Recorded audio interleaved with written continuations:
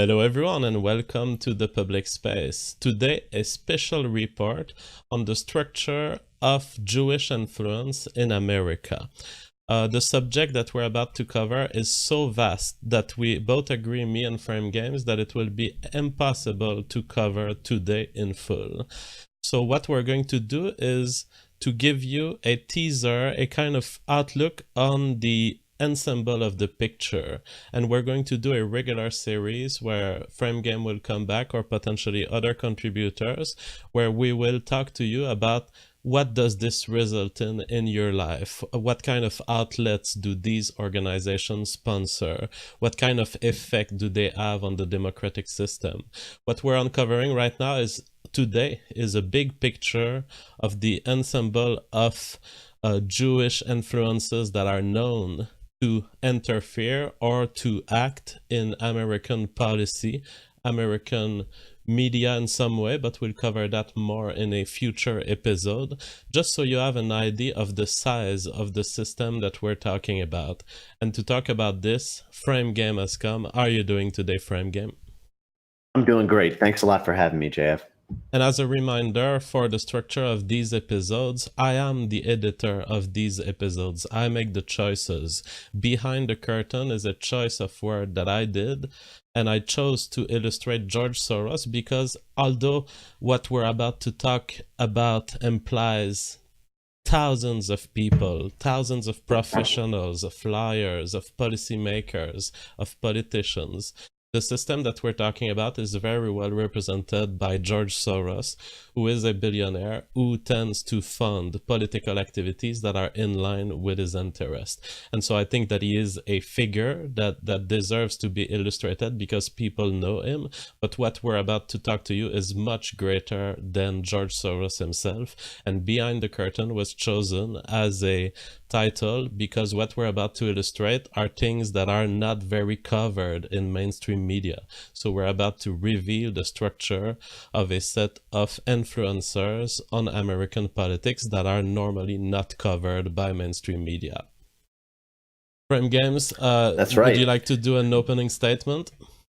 I would. Thanks a lot, Jeff. So I just want, because this is such a sensitive topic, I want to make sure the audience and the media who watch this show knows that I'm coming to this topic from a place of love. I'm a Jewish attorney. I spent 10 years in Hebrew school. I was bar mitzvahed. I spent another 2 years in Hebrew school and was confirmed. I grew up in a Jewish family, in a Jewish neighborhood, with Jewish friends that I still have. And I spent every Friday of my upbringing with my Jewish Shabbat club. I am proud of my Jewish heritage. I'm proud of Jewish contributions to Western society, of the success and contributions of Jewish doctors, dentists, and accountants. I'm proud of Jewish achievements in science, in cyber technology, in music, literature, culture, and breakthrough discoveries like quantum physics. I'm talking about my people's political organizations tonight because there is sufficient evidence of excess and corruption to warrant an audit of the structure of Jewish affinity groups. There are many great Black men and women who call out the excesses of the Al Sharptons, the Jesse Jacksons, the Louis Farrakhans, and the myriad Black identity politics excesses of the diversity industry. I consider myself a Jewish parallel of those great Black intellectuals, who include Thomas Sowell, Walter Williams, Candace Owens, and most recently, Kanye West. I am not the first Jewish man to say the things that I'm going to say tonight. A short list includes Norman Finkelstein, Benjamin Friedman, and many others. While loving my people, I believe in tough love. There is not a self-hating bone in my body. I want what's best for my people, and what's best is a rigorous and public audit of our leadership. I volunteered to present tonight's topic, the structure of Jewish political influence in America, because organized Jewry is not changing. It's not going to change until pressure forces it to do so, and I hope that public opinion can be mobilized around an honest audit in a way that has that love, but also tough love, which is to say that I say what I say about organized Jewish political structures with hope and with love, but also with complete and resolute firmness, that you can only make change the same way you make diamonds, pressure. And it is well past time that Jewish political groups experience this transformative force. All right, and as a reminder to our viewers in Canada, we are talking about this subject not to point to an entire population of human beings, but we are interested particularly in how people who are member of the Jewish population interfere in American politics and participate to American politics, as well as funding of various institutions. Everything that you're about to hear is discussed as part of policy determination and understanding of potential acts of fraud that can be committed by individual, and as such benefits from all protection under Canadian law for policy determined discussions. And an important point to make is that when we are looking at the contribution of some Jewish individuals to politics, we don't mean that all Jews are participating to this, right? That's absolutely right. So that actually segues very nicely into what I was going to sort of make the first part of the presentation, which is just about some numbers. Again, we're talking about community institutions, not about Jewish people themselves. So according to Pew Research Center in their October 1st, 2013 Portrait of Jewish Americans, 82% of American Jews do not belong to Jewish organizations. And of that 18% of American Jews who do, vastly, vastly fewer of them are a part of the political leadership that comprises the leaders of the organizations we'll be discussing tonight.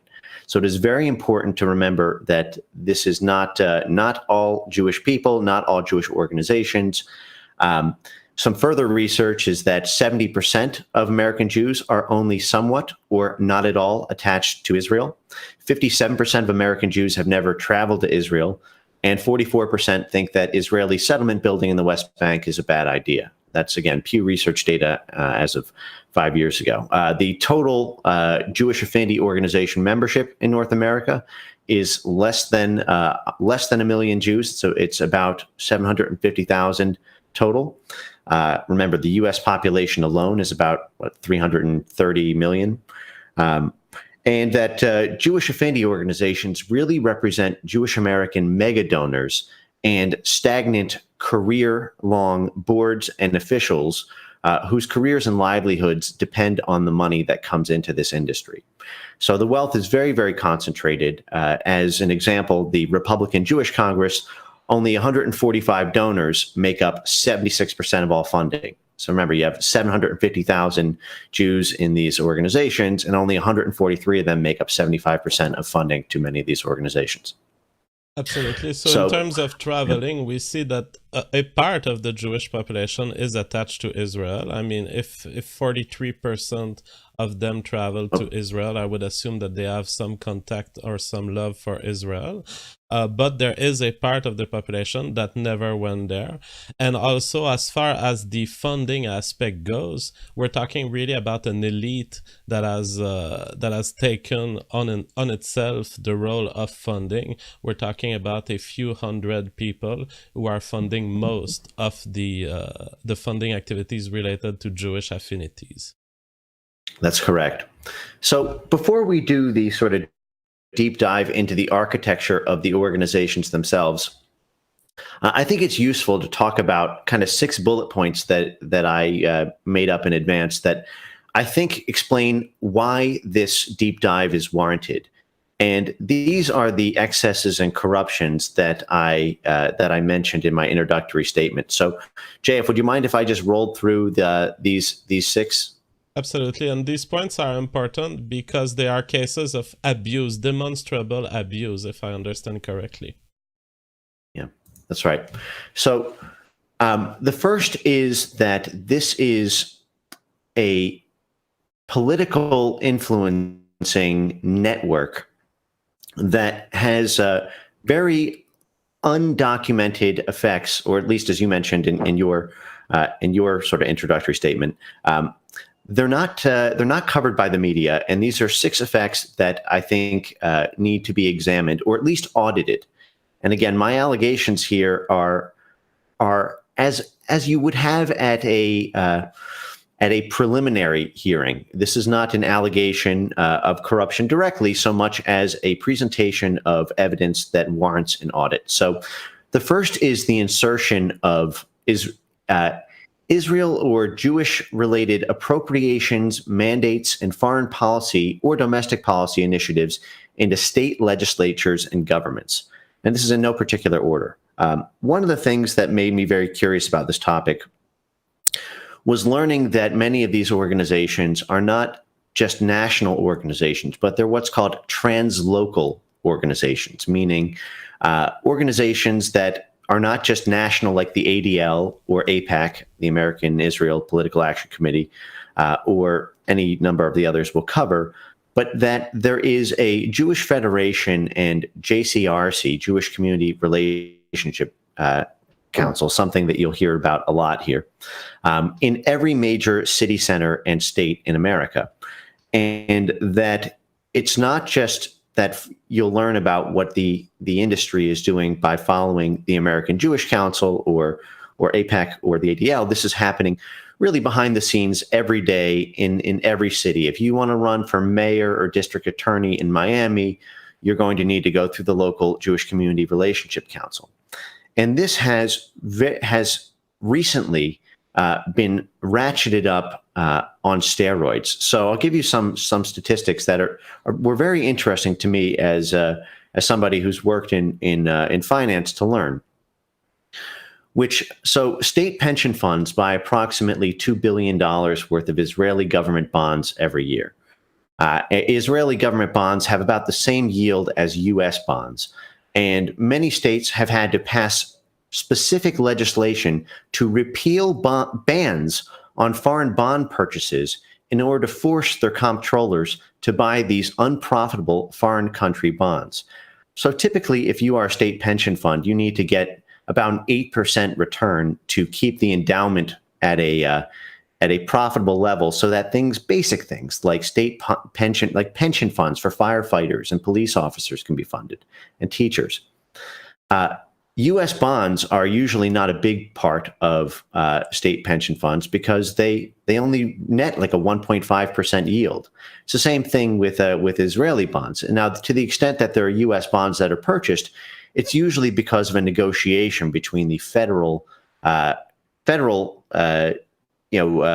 political structures and specific state legislatures to support American bonds. I mean, people need to buy bonds in order to have working capital for America to meet its budget. But these are foreign country bonds being bought billions at a time because state legislatures are beholden to their local Jewish federations and Jewish community relationship councils in order to advance the careers of the politicians who occupy state legislatures. So we're talking about $2 billion total in terms of all states of the U.S., $2 billion total being bought in bonds from Israel? Well, that was as of a couple of years ago. So it may be substantially higher now, given the enormous state, and I'll go through some of these state actions. More recently, the sort of Jewish Affinity Network has focused more and more on these state and translocal level politics rather than the federal level politics that we'll talk about with AIPAC and J Street and the Jewish President's Conference. So, but that's correct. As of I think it was 2014 or 2016. I'll have to look for the citation, but there's a great Grant F. Smith does some good work on compiling some of this data. So you can Google him as well. But another example of this is a 2011 California resolution, Bill ACR 65, where California, again, a U.S. state, passed resolutions that Israel's borders should be determined by the Israel government. I mean, this is the kind of thing that the federal government should be doing. This is the kind of thing a president or Congress does. It's not, this is like, imagine, JF, imagine if you lived in Miami and the city of Miami passes a bill saying that Israel has the right to shoot Palestinians at the border. I mean, that's the kind of thing that you're like, well, what exactly is going on here? What does Miami have to do with a plot of land halfway around the world that's a foreign nation? But as we go through this presentation, you'll learn that connection more and more. This is a clear It, invasion of the federal duty to handle foreign affairs by a state, and I assume that this state was more easy to politically pressure for that kind of statement, and that's why it passed. I wish that was the case, JF, but you'll start to see that this is not just the states you might expect, like California and New York, but this is South Carolina, this is Illinois, this is Florida, this is New Mexico. This is basically what happens is this, and we'll go over this more in detail. But the Jewish basically think tanks and major organizations that we'll cover, in particular the Jewish Agency and its Board of Governors, the Jewish President's Conference, which deals with influencing the executive branch, the World Jewish Congress and the American Jewish Congress, among several others, form a consensus about what the year's legislative priorities will be. And then not only is it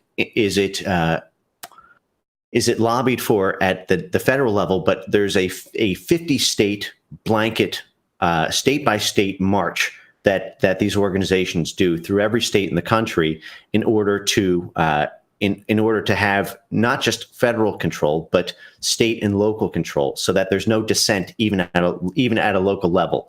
So an example of this is the recent anti-BDS legislation. So this is the boycott, divestment, and sanction movement that Palestinian leadership basically formed as an international protest movement against what they framed as Israeli terror and Israeli corruption. I don't have a particular statement on that.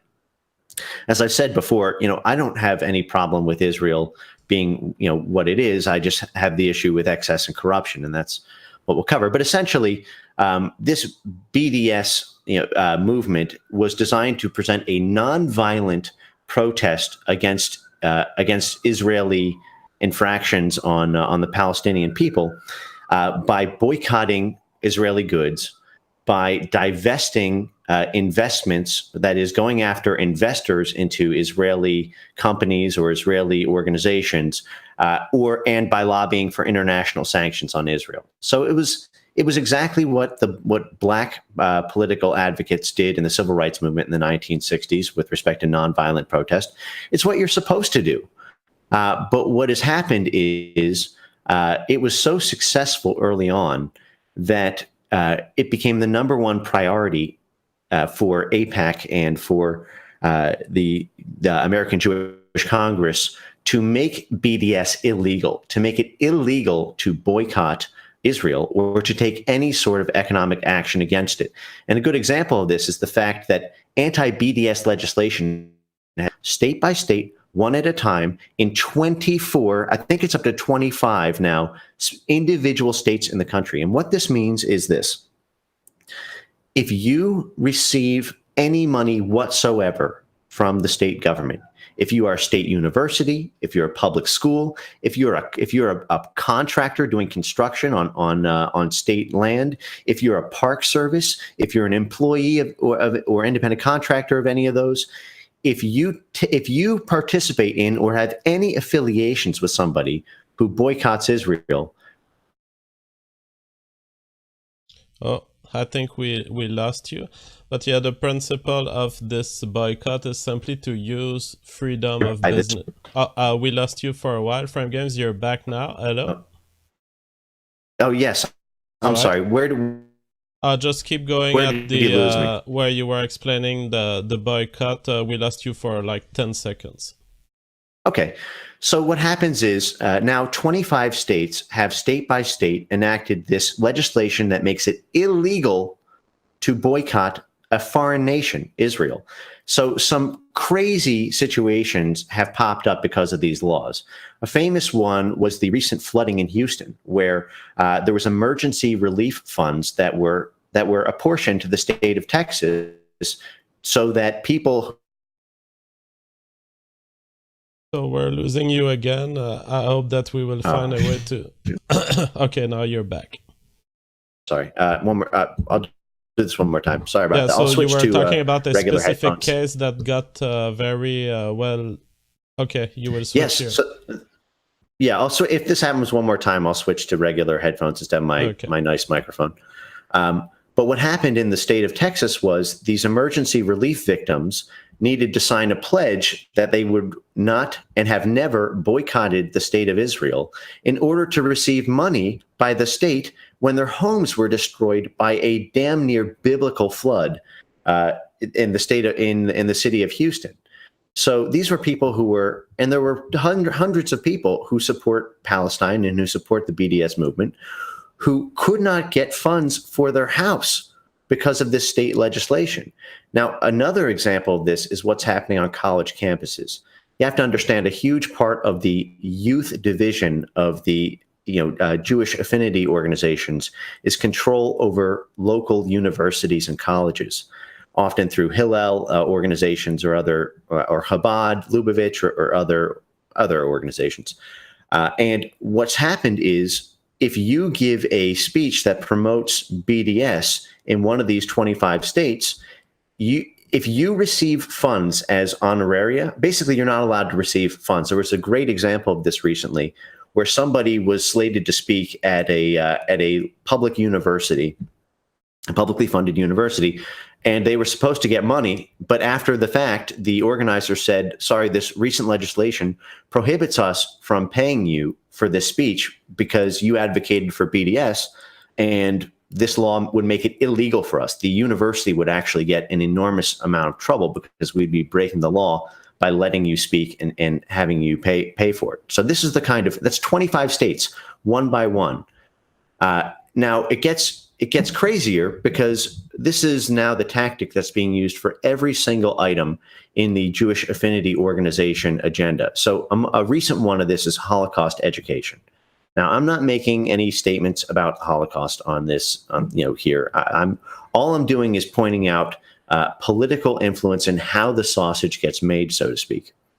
So I assume most people of my generation and learned about the Holocaust through studying World War II and in school. It was given deference and a place in American history where it was discussed, and it was discussed in the context of genocide.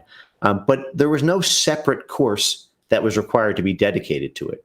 Right? There's a lot of things you want to learn in life, like why is personal finance not taught in school?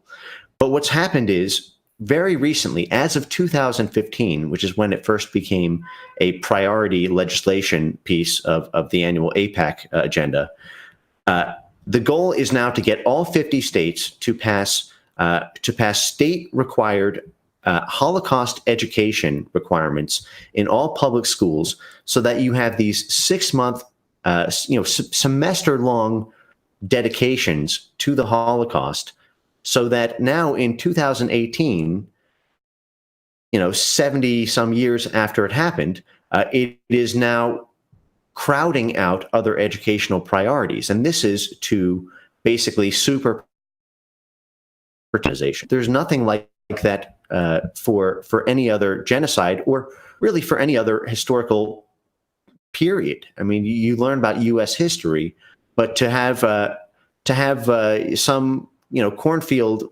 public school in Iowa have to take 6 months out of their schedule to talk about the Holocaust in these is something that can be attributed to then political. So we're still influence. losing you by some seconds sometimes. I don't know if you're able to reconnect with something else.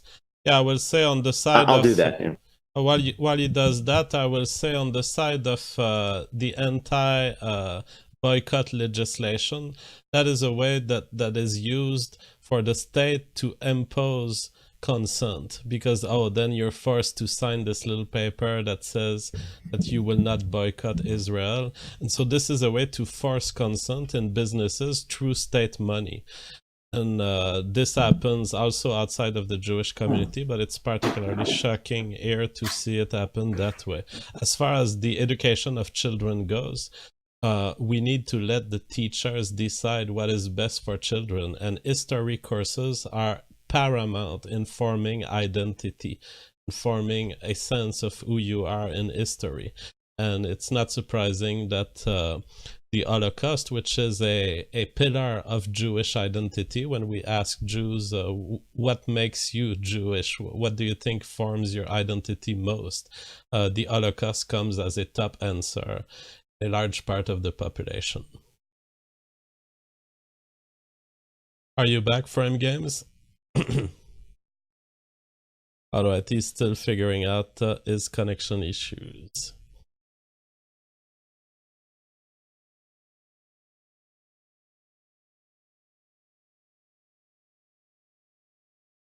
I will read some super chats while he finishes connecting. We have Mark McCall who says, keep up the great work, JF. Amar Bar says, I think expulsion has worked wonders. Okay, I will not read the rest. Secret Genius. Alt-right/white nationalism is disparate for fair and competent legal representation. Any thoughts or advice on that besides going to law school? Personally, my advice is not necessarily good for everyone, but my advice is learn the law, learn to defend yourself pro se, and make it costly to your opponents to ruin your life. Frame Games, are you back? No, not quite. Okay, I will read some other super chats. Amar Bear says, you need to go full 1488 with fields and shit, JF. Talking to Jewish people is the first thing we learn is the dumbest mistake smart people make. It's where the high IQ mixed with empathy fails us, brother. Well, in my career, I have always stick to one principle, which is the factual delivery. And so I don't judge people based on their affinity, on their religious adherence, or on their race. Ultimately, if I produce a show, I want this show to be factual. I care about the quality of the information. Oops, we're having a... Hello, Hey, am I back now? Yep, All you're right. back. I'll definitely have this fixed for next time. I'm sorry about this. I think a cord got frayed. I'm a little concerned that if I switch to the headset, that I'll hear your voice when you talk. But I'll try that if this fails one more time. So, look, I bring up the Holocaust because that's a totally separate issue. We're not talking about that here. I just wanted to show an example of the state-by-state procession. So that's now this mandatory Holocaust-led education is, again, it started in 2015, and it's now up to 5 states: New York, California, Illinois, Florida, and I think Texas, but the 5th one may be a different one. But it will be all 50 states eventually within about 5 years, I estimate, because this is what these organizations will march towards, and you'll learn how they coordinate in this to come. But a great example of this, before we move on, JF, is South Carolina, because you, like most people, think, okay, well, this probably only happens in the states we'd expect, like New York and California.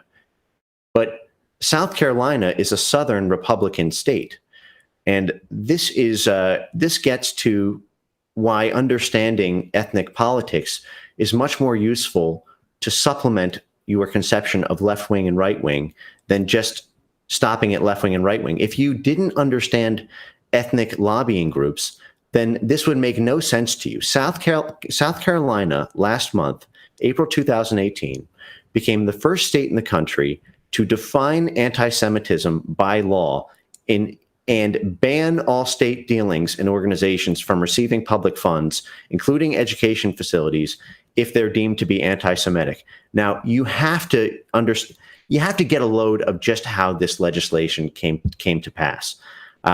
First, it was not voted on as a separate bill. It was rolled into the very last paragraph of an appropriations bill. And I posted the link to it I'll post it to you here in the chat, JF, but I also put it on my synopsis sheet. And we can post that in the chat maybe. But here's the kicker. The definition of anti-Semitism in South Carolina, again, at a state level, adopted lock, stock, and smoking barrel, the ADL definition, which uses the 3 Ds. The 3 Ds are delegitimize, demonize, or double standard, and with respect to when criticism of Israel is deemed to be anti-Semitic. So the overall policy goal here of AIPAC and of the Jewish Agency is to make criticism of Israel deemed to be anti-Semitic, and anti-Semitic something that makes you lose your livelihood and political standing instantly. Therefore, by the transitive property, any criticism of Israel makes you lose your livelihood. You're not going to be able to feed your wife and kids if you criticize Israel. Now, think about what these 3Ds are. Delegitimize Israel. Okay, that's pretty extreme, but maybe if they're our foreign ally, if they're our greatest ally, then maybe you can make an argument that because of geopolitical considerations, delegitimizing Israel is maybe there should be some protections for it. Again, that should be at the federal level, not at the state level. That's what the 10th Amendment is, right? That's what the reserve powers for the state are. This is not a state topic. This is a federal treaty situation, but the states are co-opted. Demonize. Okay, well, if you believe in hate speech laws, maybe the demonizing thing makes sense. But here's the kicker: double standard. And this is, by the way, how they get you every time. As an attorney, it's all about the frame games. It's all about how they word very specific words and then turn the entire legislation around a single word. Holding Israel to a double standard is now considered anti-Semitism and will get you defunded in the state of South Carolina. Now, think about what that means, JF.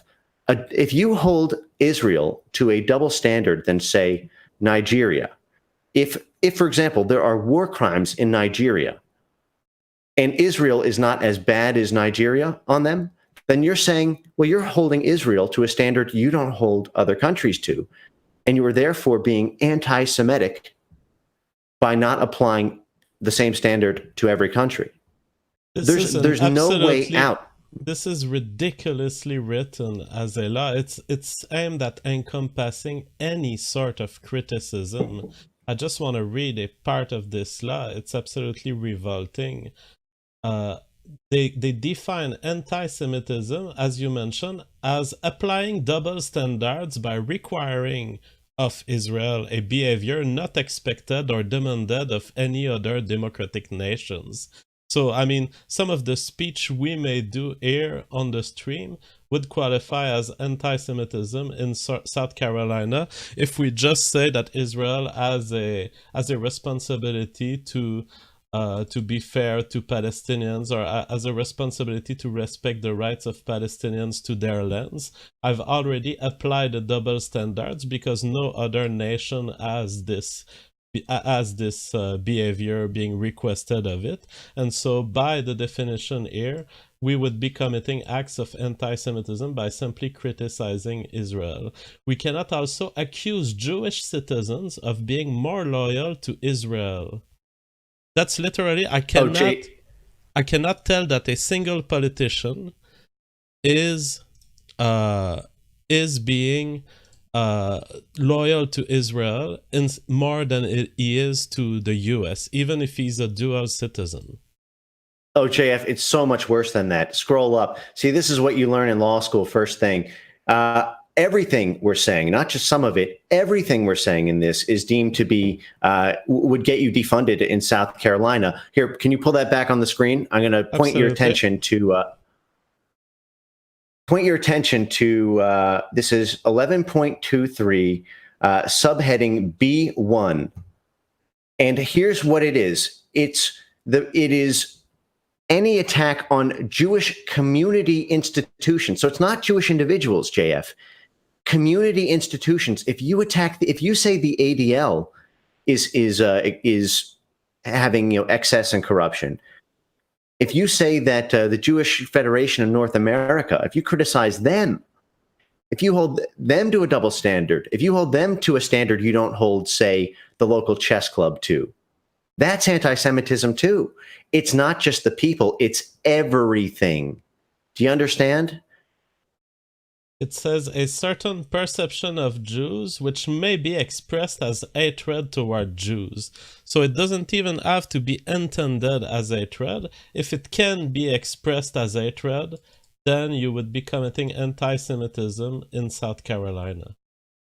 But it's Jewish community institutions, JF. It's not just the people. Yeah. It's any organization. Any of their organization, their property, or community institutions and religious facilities. Right.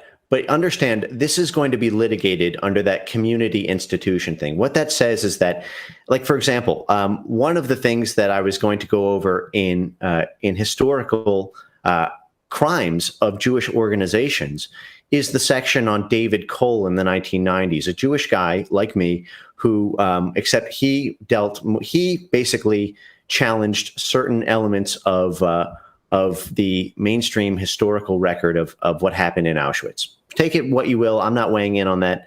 But what happened was the Jewish Defense League, which at the time was headed by Irv Rubin, who would later be arrested on felony charges for conspiracy to send a pipe bomb to Congressman Darrell Issa, put a $25,000 hit on a public website on David Cole's head, said, if you kill this man, you get $25,000, sent JDL, that is Jewish Defense League thugs, in a car to break his orbital bone, and basically forced him to change his name to David Stein, and drop out of the area of research that he was doing. He had to write an apology note. He had to recant everything. It was a lot like, Galileo saying, look, I'm not going to, again, weigh in on Holocaust stuff here, but he was forced to pen, an apology to get the bounty removed and recant all of his research. These are criminals. These are violent criminals who use pipe bombs and street violence. And if I were to attack the Jewish Defense League as a community institution, then I would not be allowed to receive. I can't be a teacher. I can't be a high school teacher in South Carolina. I can't get government aid if my house gets destroyed in a hurricane. I can't be an independent contractor building roofs for underprivileged children. This is corruption. And not only that, JF, notice that it was the very last paragraph of an appropriations bill. And in addition, it's not voted on by the people. They are forcing the institutions who benefit from funding from South Carolina to distribute leaflets explaining this definition of anti-Semitism in their colleges and universities. Yeah.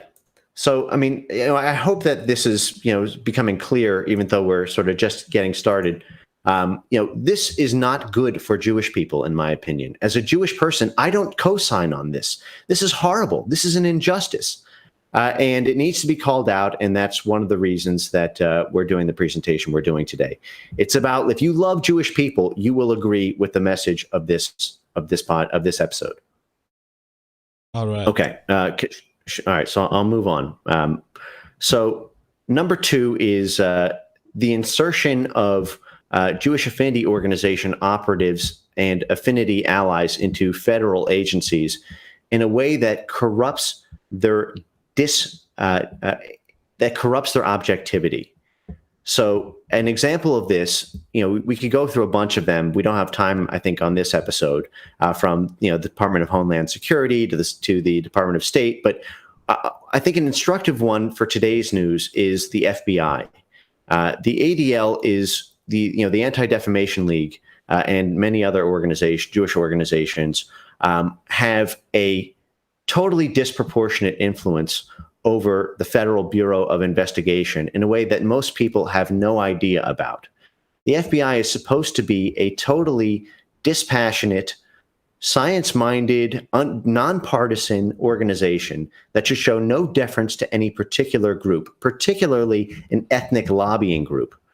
So do you want to roll the clip now, JF, of the James Comey clip where James Comey declares his a love letter to the ADL? Let's watch it now. Thank you for your applause for the FBI, who are people who spend all day, every day, worrying about protecting the people you're worried about protecting as well. I last spoke to you, it was spring of 2014, and I was 7 months into this job. It seems like a lifetime ago. I was, I think, taller then. When I spoke to you 3 years ago, I sang your praises. I sang your praises and highlighted the way you fight for inclusivity and diversity, highlighted the way you fight for equality and justice. And I did that because at the time I described yours as an organization that works with us to fight hate crime and terrorism, educate law enforcement to build bonds of trust with important communities all over the country. I labeled that speech 3 years ago a love letter to the ADL. 3 years later, I can say from the perspective of the FBI, we are still in love with you. All right, so he says that he is in love with an organization, an ethnic affinity organization in the US, the ADL. Yes. Now, most people think that the FBI is its own organization, and the ADL has accumulated a lot of baggage over the years. The ADL has been involved in many, many crimes over the years, some of which they've actually been members have been indicted for. There was a recent espionage case in the 1990s where ADL agents were going through people's trash of political dissidents to dig up dirt on them and then selling that information to people around the world. So they've been involved in espionage. They've been involved in coercion and extortion. ADL operatives have actually stolen information from local police archives to get dossiers on their political enemies. A great example of this was, I think, I'll send you an article. I think it was in the LA Times, but this was where literally, because the ADL works with the FBI and does their hate speech training. I think of over 200,000 people a year. Here, I just posted this in the lobby, JF. Transcripts reveal 40 years of espionage by the ADL at local police departments in Los Angeles and San Diego, because what they do is they do individual hits on people, and we'll go over what those are. But it's not just the co-opting at a proactive level. It's also the absolutely insane number of presidential pardons and drop charges against people within the Jewish Affinity Network. These include presidential pardons for spies like Jonathan Pollard, for corrupt white-collar criminals like Mark Rich, Al Schwimmer, Stuart Nizet. The list goes on and on and on. And whenever there was an attempt by earnest individuals to prosecute these charges, AIPAC, there was a famous case where AIPAC pre-lined up anti-Semitism charges against the FBI and individual high-ranking members of the Bush administration to run ad space in the New York Times and other media organizations to take down people who would prosecute the case. This happened in 2005 when 2 AIPAC officials were caught passing on classified information. I can go into that case in detail, but it's an absolutely disgusting miscarriage of justice that's really on par with the O.J. Simpson trial, except that has been litigated in the public eye. These have not, which is why it's important that we talk about it. Again, as a Jewish person, shows a complete inability of the FBI to inspect properly an organization that his own director says we are in love with. And the article that you sent me is a case of a spy operation, which revealed that there were spy operations by ADL members that spanned over 40 yereally mainly targeting particularly political dissidents and white nationalists? Yes, but not just that. It's also other Jews who questioned the Jewish political hierarchy, as well as political enemies who were national and international in scope. And it's not just like white nationalists and people who are involved in that movement. It's also Muslims, people in the Black identity movements, like the ADL was instrumental in taking down the Black Panthers and other identity groups that aren't Jewish.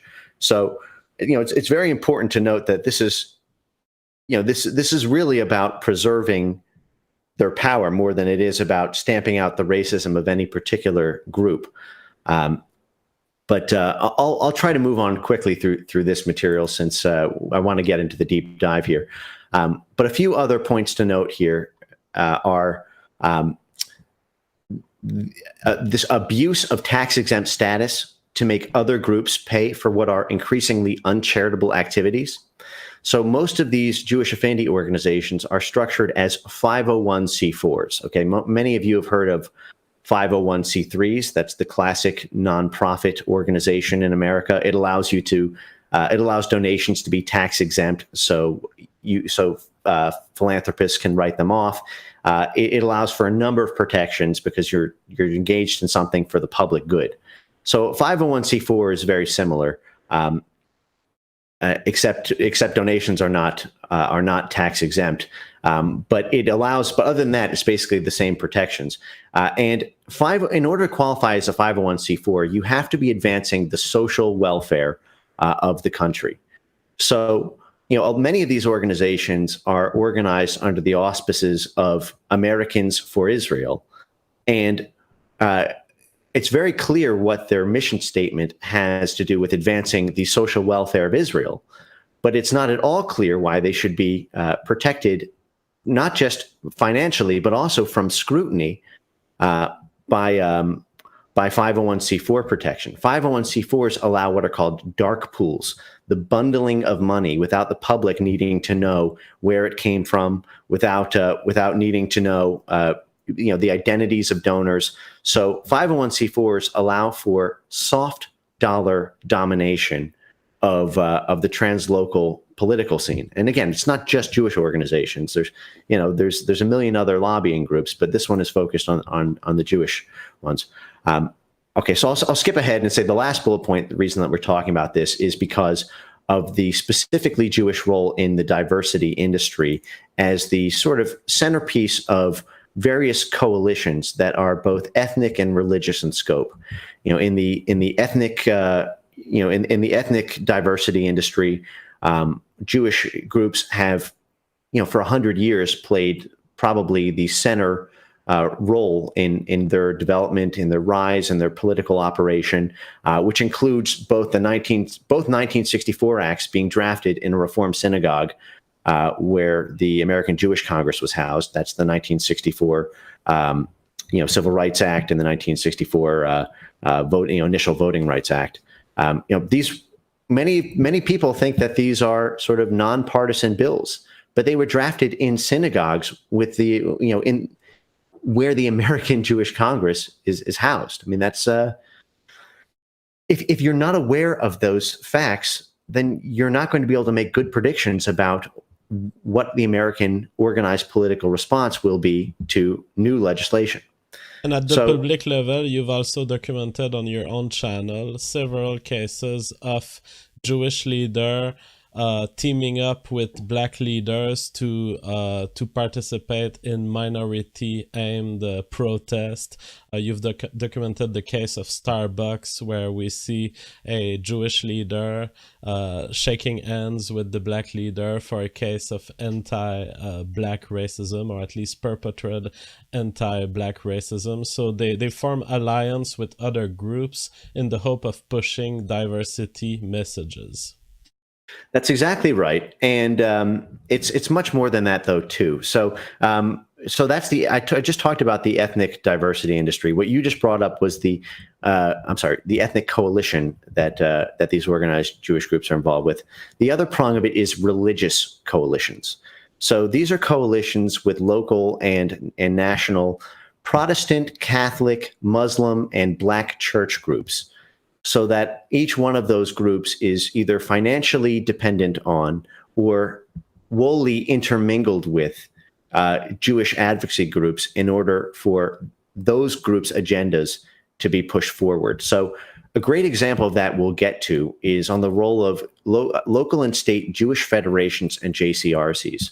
Maybe we can skip to that now, actually, while we're on the topic. Do you mind doing that? Okay. Yeah, let's do that. So I'm going to post right now for you to put in the chat an archived link to the director position of the Jewish Community Relations Council for the Jewish Federation of Greater Philadelphia. Now, this is just because I was going to do this linearly, but I think it's useful to go through this now to understand how things like the coalition groups that Jewish advocacy groups are involved with work. So if you scroll to the top, I'll take you through why we're talking about this.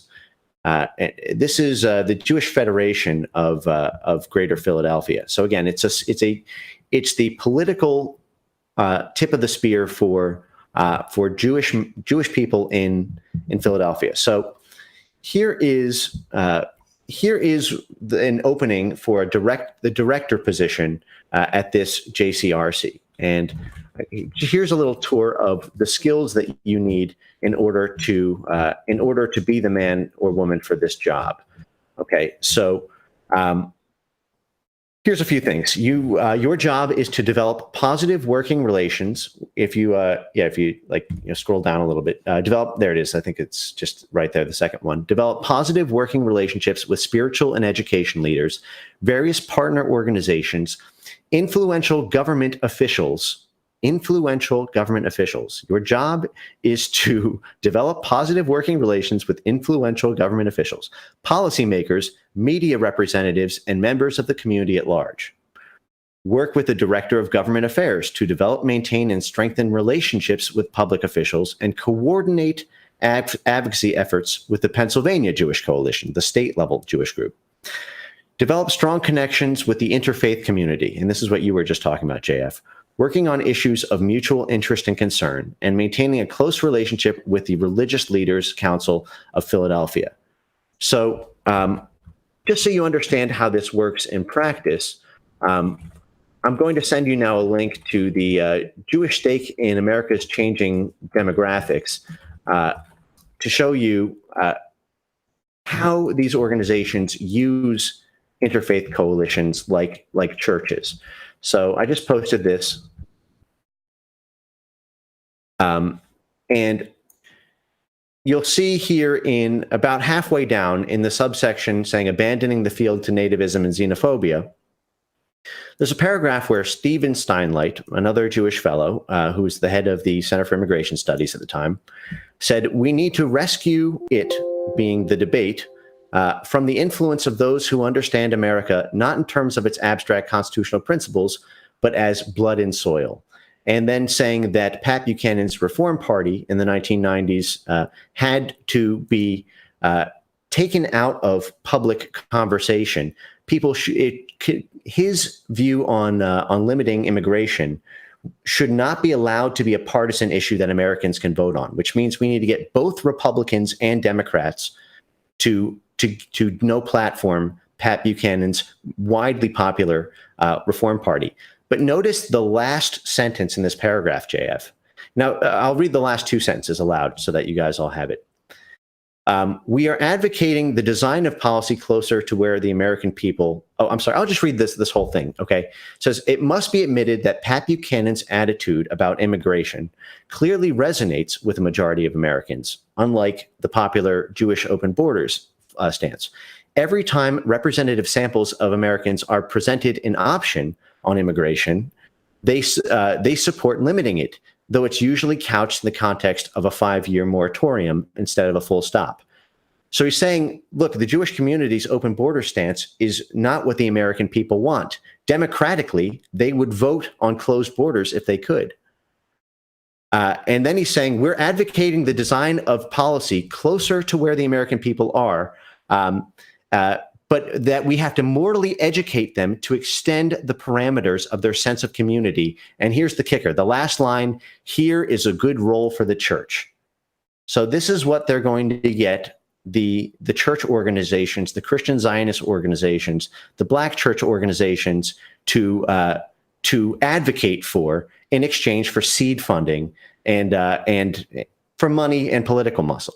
So this is literally people who are caught planning, and they say, by the way, the Americans don't like immigration, so we're going to have to find a way to sell it to them, and they say, here's a good role for the church. Oh, it's worse than that, JF. It's not finding a way to sell it to them. It's preventing their political leaders from putting it on the ballot. He's saying if it was up to them, they'd vote on it. So what we need to do is we need to take advantage of representative democracy and the fact that leaders don't need to pass bills. It's not direct voting for the people. We can just make it so that anyone in office never puts up a bill that allows for open immigration. Because if they do, the wrath of the Jewish Affinity Network will come down on them. Now, listen, I want to take a pause here and say, if this is upsetting to people in the chat, please take a deep breath and don't get angry. We're not advocating demonizing here. This is about an audit, and people need to have the facts so that they understand how the political system in the country works. So please keep that in mind. And if you need to do a lap, do it. It's not going to get better from here. Okay, so let's turn back to the JCRC job description for a minute, JF, if you will. All right. Okay, so you'll notice later on in the description, it says that the director of this JCRC is going to need to work with the senior manager for Holocaust programming for continued meaningful Holocaust education programming. So again, this has nothing to do with, this is just a political advocacy organization, which, by the way, you're not allowed to do if you're a 501c4. You're not allowed to advocate for political. If you're a nonprofit, you're not allowed to be. You're not allowed to engage directly in politics. But they get around that by saying it's for religious education. Yeah. Okay. So, and then another one here is the job description requires you to implement the JCRC's vision through assessing and defining needs, concerns, and interests of the local, national, and international Jewish communities that inform the JCR's agenda. Determine areas of coalition building with non-Jewish community. So this is really the crux of it all. It's all about coalitions. It's coalition politics. And if you don't see it through this lens, you're not going to understand how organizations like Christians United for Israel and other left-wing organizations and right-wing organizations especially have come to be beholden to the Jewish mega donor base in part. Again, lots of other lobbying groups out there. So with that as a setup, how are we doing on time, JF? Because I want to now talk about the organization specifically. We're not limited on time at all. You should take your time to explain everything you want to explain. I'm not tired, and I'm shocked by what we're learning. So let's move forward however you like. Okay, great. So now I think is the time to get technical and historical, and talk about things that most people who are involved in free speech online movements, we all know about the ADL, right? And we all know about the excesses of hate speech policing. Where in the UK you can get thrown in jail for quoting rap lyrics and other excesses. I like to think of organizations like the ADL and AIPAC and the other sort of low-hanging fruit groups that most people talk about as being like the messenger in the movie 300. You ever see 300, Chip? Yeah. So the beginning of the movie. Yeah. So the beginning of the movie, the Spartans are just doing their own thing, and then this messenger comes to town and says, "By the way, Xerxes is going to bow to Xerxes, do whatever Xerxes says, or else." Basically, there's this entire Persian army that the messenger represents, and the Spartans don't know about that yet. All they know about is this asshole messenger has just made these completely unwarranted threats to their livelihood, and they have no idea that the wrath of the entire Persian army is about to come down on them. And what they do is they defiantly kick the messenger down the well, and they focus all of their anger and all of their, they focus on the messenger, not on the army behind it, on the tip, not on the iceberg, so to speak. What I want the people who are watching this to understand is that when you hear about the ADL or when you hear about AIPAC, don't think of it. That's not the army. That's not Persia. That's just the messenger. Okay. What we're going to talk about tonight is the army itself. What are all of these organizations? How do they interrelate? How are they financed? What are their tactics? What have they done historically? What are they doing currently? And what does the, basically political military organization, how is it structured? And I say that sort of tongue in cheek. I don't mean to demonize it as being, literally military, but it is organized with the same efficiency, precision, and hierarchy. So with that said, we're going to jump into the hierarchy.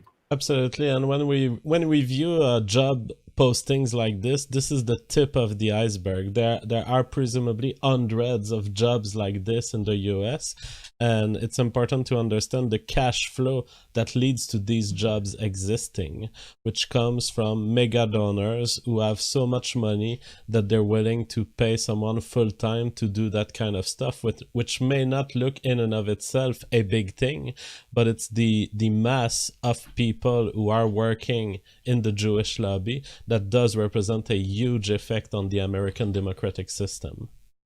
Yes. Okay. So I'm going to break this up into two different types of Jewish affinity organizations. One of which is focused on Israel specifically, and the other is that is the welfare of the foreign nation of Israel. And the other is on the advocacy of the welfare and promotion of the welfare of the domestic interests of Jewish individuals living in diaspora nations like myself, right? Because they have a different structure. And I think I'm going to cover both of them briefly because there's a lot to go over. And then I think in the next episode in the series, we're going to talk more in depth about each of these. But there's so many of them that it's worth doing an episode on a broad overview.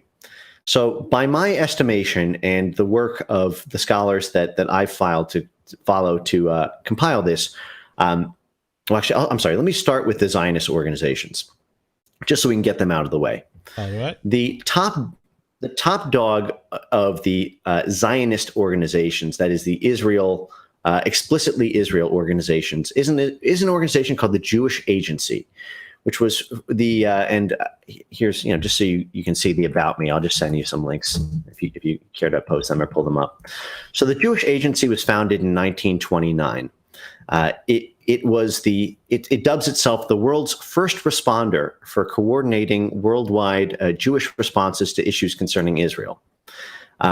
Much like the World Zionist Council, the American Zionist Council, and others, they are Israel-focused, and what they do is they interface with AIPAC and J Street and the President's Council and other major organizations that do Israel lobbying, but they don't, for example, weigh in on issues like hate speech laws, right? That's one of the things that distinguishes them and the World Jewish Congress and others that we'll get to. They relate to Israel concerns and and the influence of Israel advocacy in diaspora countries. They have something which is called the Governor's Board. The Governor's Board of the Jewish Agency. I'll see if I can just pull up a quick link for you here. But the Governor's Board is really where all the decisions get made. The Jewish Agency Board of Governors, and what this is a very sort of select crew of millionaires, billionaires, and huge, international influencers that make the policy decisions for what the Zionist organizations should focus on, on a quarterly basis, on an annual basis, and on a sort of 8K basis, on a sort of emergency as it comes up basis. And what happens is the Jewish Agency interfaces with the World Zionist Organization to basically disseminate these policy objectives and talking points and influencer preferred tactics to every member state around the world. So, for example, we're going to talk about two things over the course of this lecture. One of them is ZCs, and the other one is JCs. So ZCs are Zionist councils. And JCs are Jewish councils. So there's something called, for example, the World Zionist Council, the WZC, which as part of it, has member states. There's an American Zionist Council, a Canada Zionist Council, a European Zionist Council. Often you'll have not just councils for the country, but councils for the continent. So, for example, there's an American Zionist Council. There's a North American, there's a German one, but there's also a European one, and all of these have what is akin to a parliamentary seat at the Jewish Agency and the World Zionist Congress. World Zionist Council.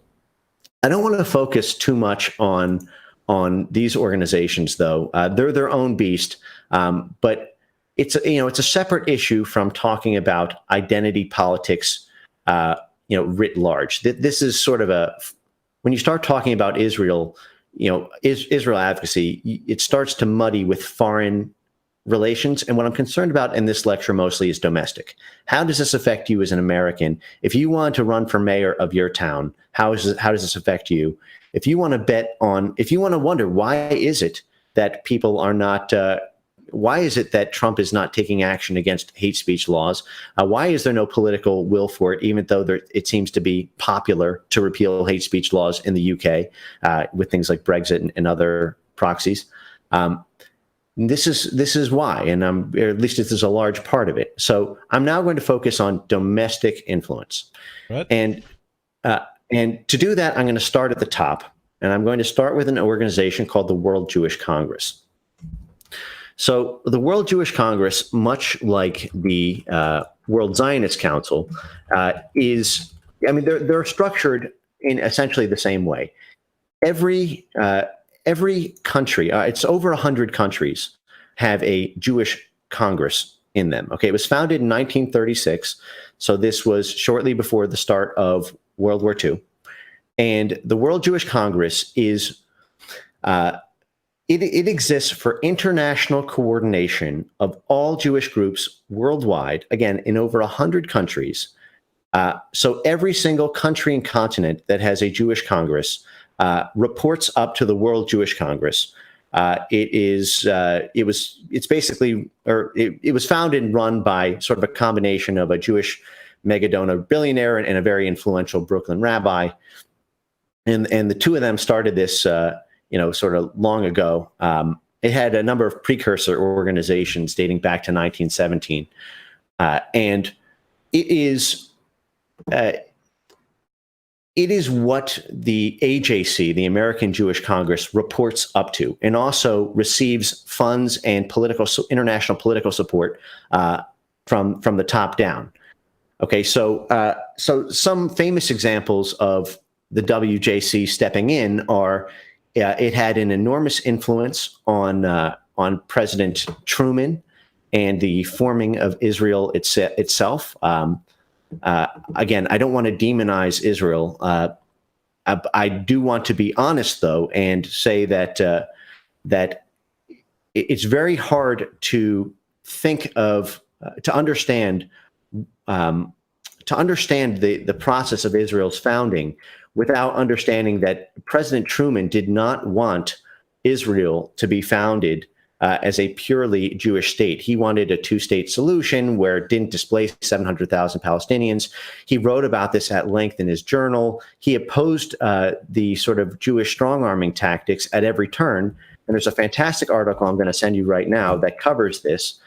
It covers it inadvertently because this article is basically a Jewish journalist, I believe, saying this is why Jews shouldn't lionize Harry Truman, but he inadvertently covers an entire history of how Harry Truman was strong-armed into supporting supporting the World Jewish Congress and World Zionist Council desires for Israel's founding, because otherwise they were going to destroy the Truman administration. They were going to primary him and all of his top lieutenants.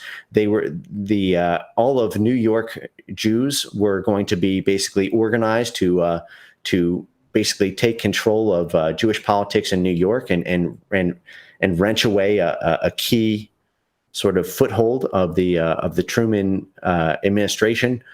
And I encourage everyone to read this article if you want to put it in the chat. it's pretty amazing. But it shows an early influence of the World Jewish Council. I'm sorry, World Jewish Congress, which again coordinates everything. So it coordinates the American Jewish Congress. It coordinates the Canadian Jewish Congress. It coordinates the German, the African, the European. This is, I don't want to say conspiracy, but this is planning. If there's not another word for it, this is mass top-down organized worldwide action. It just is what it is. So some examples of that include WJC campaigns to take down British historian David Irving, Holocaust revisionist Ert Sundell in the 1990s. WJC coordinated lawfare from dozens of different groups that sued. It coordinated press campaigns, bought up international newspapers, and it provided legal representation. It's basically, they got your back. Let's just say it that way. They are the umbrella group. So they can be used to target individuals who engage in trying to search the truth as historian, for example, and they coordinate campaigns against politicians. Against politicians, against individuals, like, for example, I mentioned David Irving. David Irving, the historian whose house was fired. I guess that was Sundell's house was firebombed. But Irving was famous for his libel case, and a number of sort of Hollywood movies demonizing him. And Irving's history led to the Holocaust legislations of the 1990s in Europe that widely banned the study of the Holocaust as being anti-Semitic hate speech. It was because of Irving's influential historical accounts on the matter. Again, not weighing in on that stuff here. I'm just telling an honest history of how of the evolution of how we got here. So, but for an example of that is, if you have a political enemy, what the World Jewish Congress will do is you'll have the international media essentially coordinated. So if you want to run a campaign against Marco Rubio, for example, it might be useful not just to get the American media and American lawyers guilds against Marco Rubio.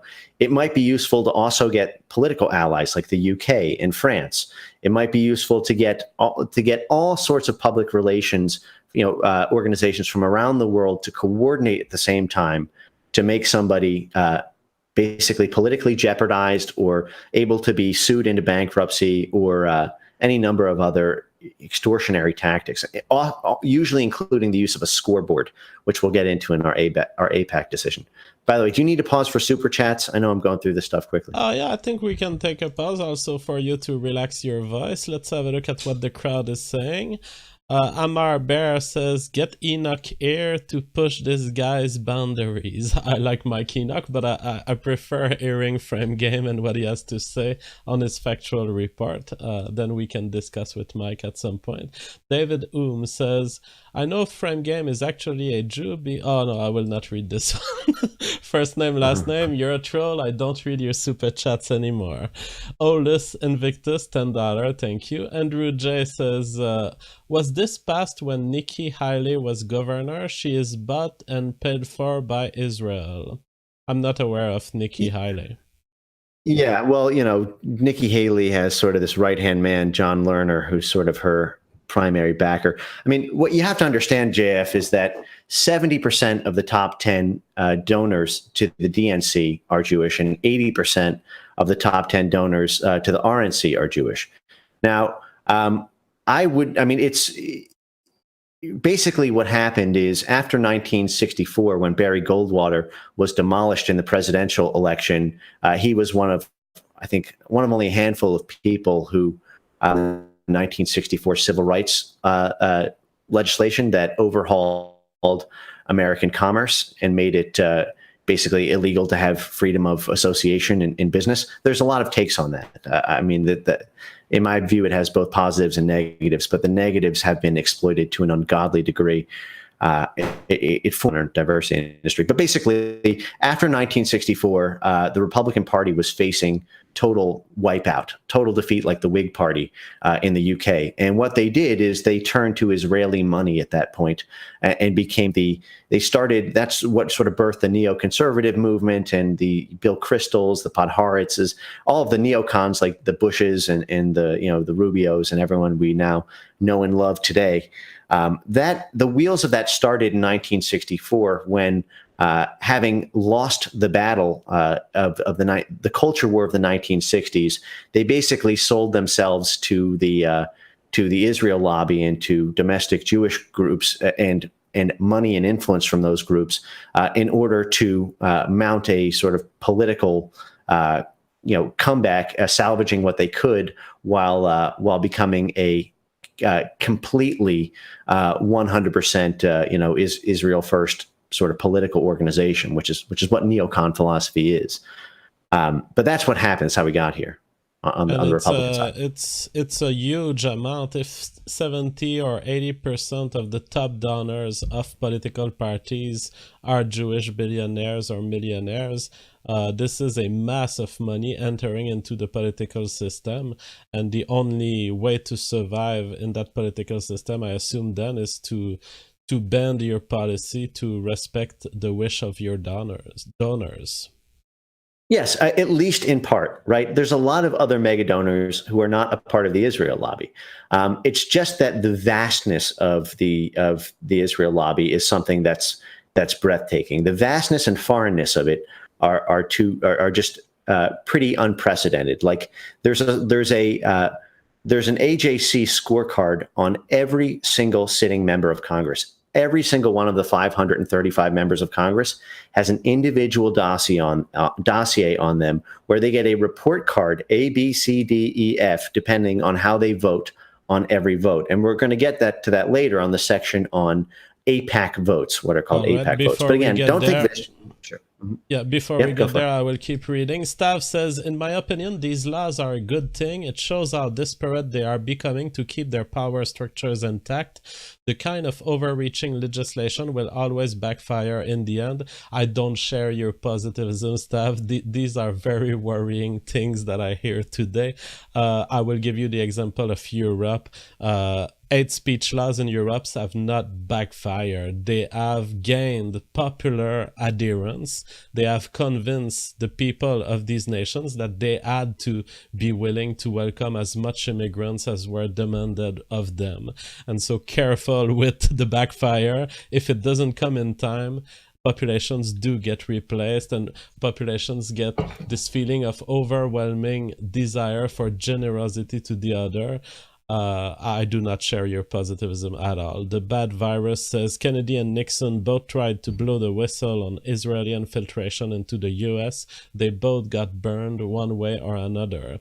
Happy Boy says John Podesta, I will not read this one, it's a false allegation and a troll. A Fistful of Shekels says should have converted them to Christianity Goy. David Hume says Christ Cox BTFO in reference to the here's a roll for the church comment. Fernando Covet says, by the way, Owen B dismissed you as a sociopath at the end of his stream today and won't debate you, and Crowder stated Hamas as a charter against Jews. Well, to both Crowder and Owen, I say clearly you are not interested in displaying any sort of journalistic ethic. I have pointed out on the public space yesterday that your reporting contains lies, and you are responding, oh, this guy is a sociopath, or oh, there are other facts in the Hamas charter that I forgot to point to. What you said on the public space were lies. I keep my accusation. I'm not interested in debating these guys if they won't engage on facts. These are journalistic frauds. The Bad Virus, 20 pounds, thank you so much. Mossad Le Aliyabet. Translation: the Agency for Secret Immigration to Palestine, or in other words, secret passage out of Germany and Poland via trains to Italy and then by boat through the Mediterranean to Palestine. I don't know what you're talking about, so I can't comment. Tesla says, I want to encourage the people watching this to donate to our organizations and leaders, be it TPS, Frame Game, American Renaissance, ID Europa, NPI, etc. They need more money to be able to fight our well-funded adversaries. And on that note, we will move on to describing the rest of the report by Frame Game. And I will say also, if you don't have money to donate, one way you can popularize this stream is by talking about it, by tweeting about it on Twitter, on your social media. Just spread the word. This Frame Games brings factual reports that are long and in-depth. They are worth sharing. All right, great. Thanks, Jeff. So I'll continue moving through this a little non-linearly. We were just on the subject of congressmen scorecards. And I just sent you a link in the lobby if you want to post it. It's a Google search for the Simon Wiesenthal Center's hate report card. If you show that individual image, and then I'll show you the article from which it comes. Oh, I'm sorry. I guess it's the first one, I believe. But either I just wanted to pull it up, or the second one.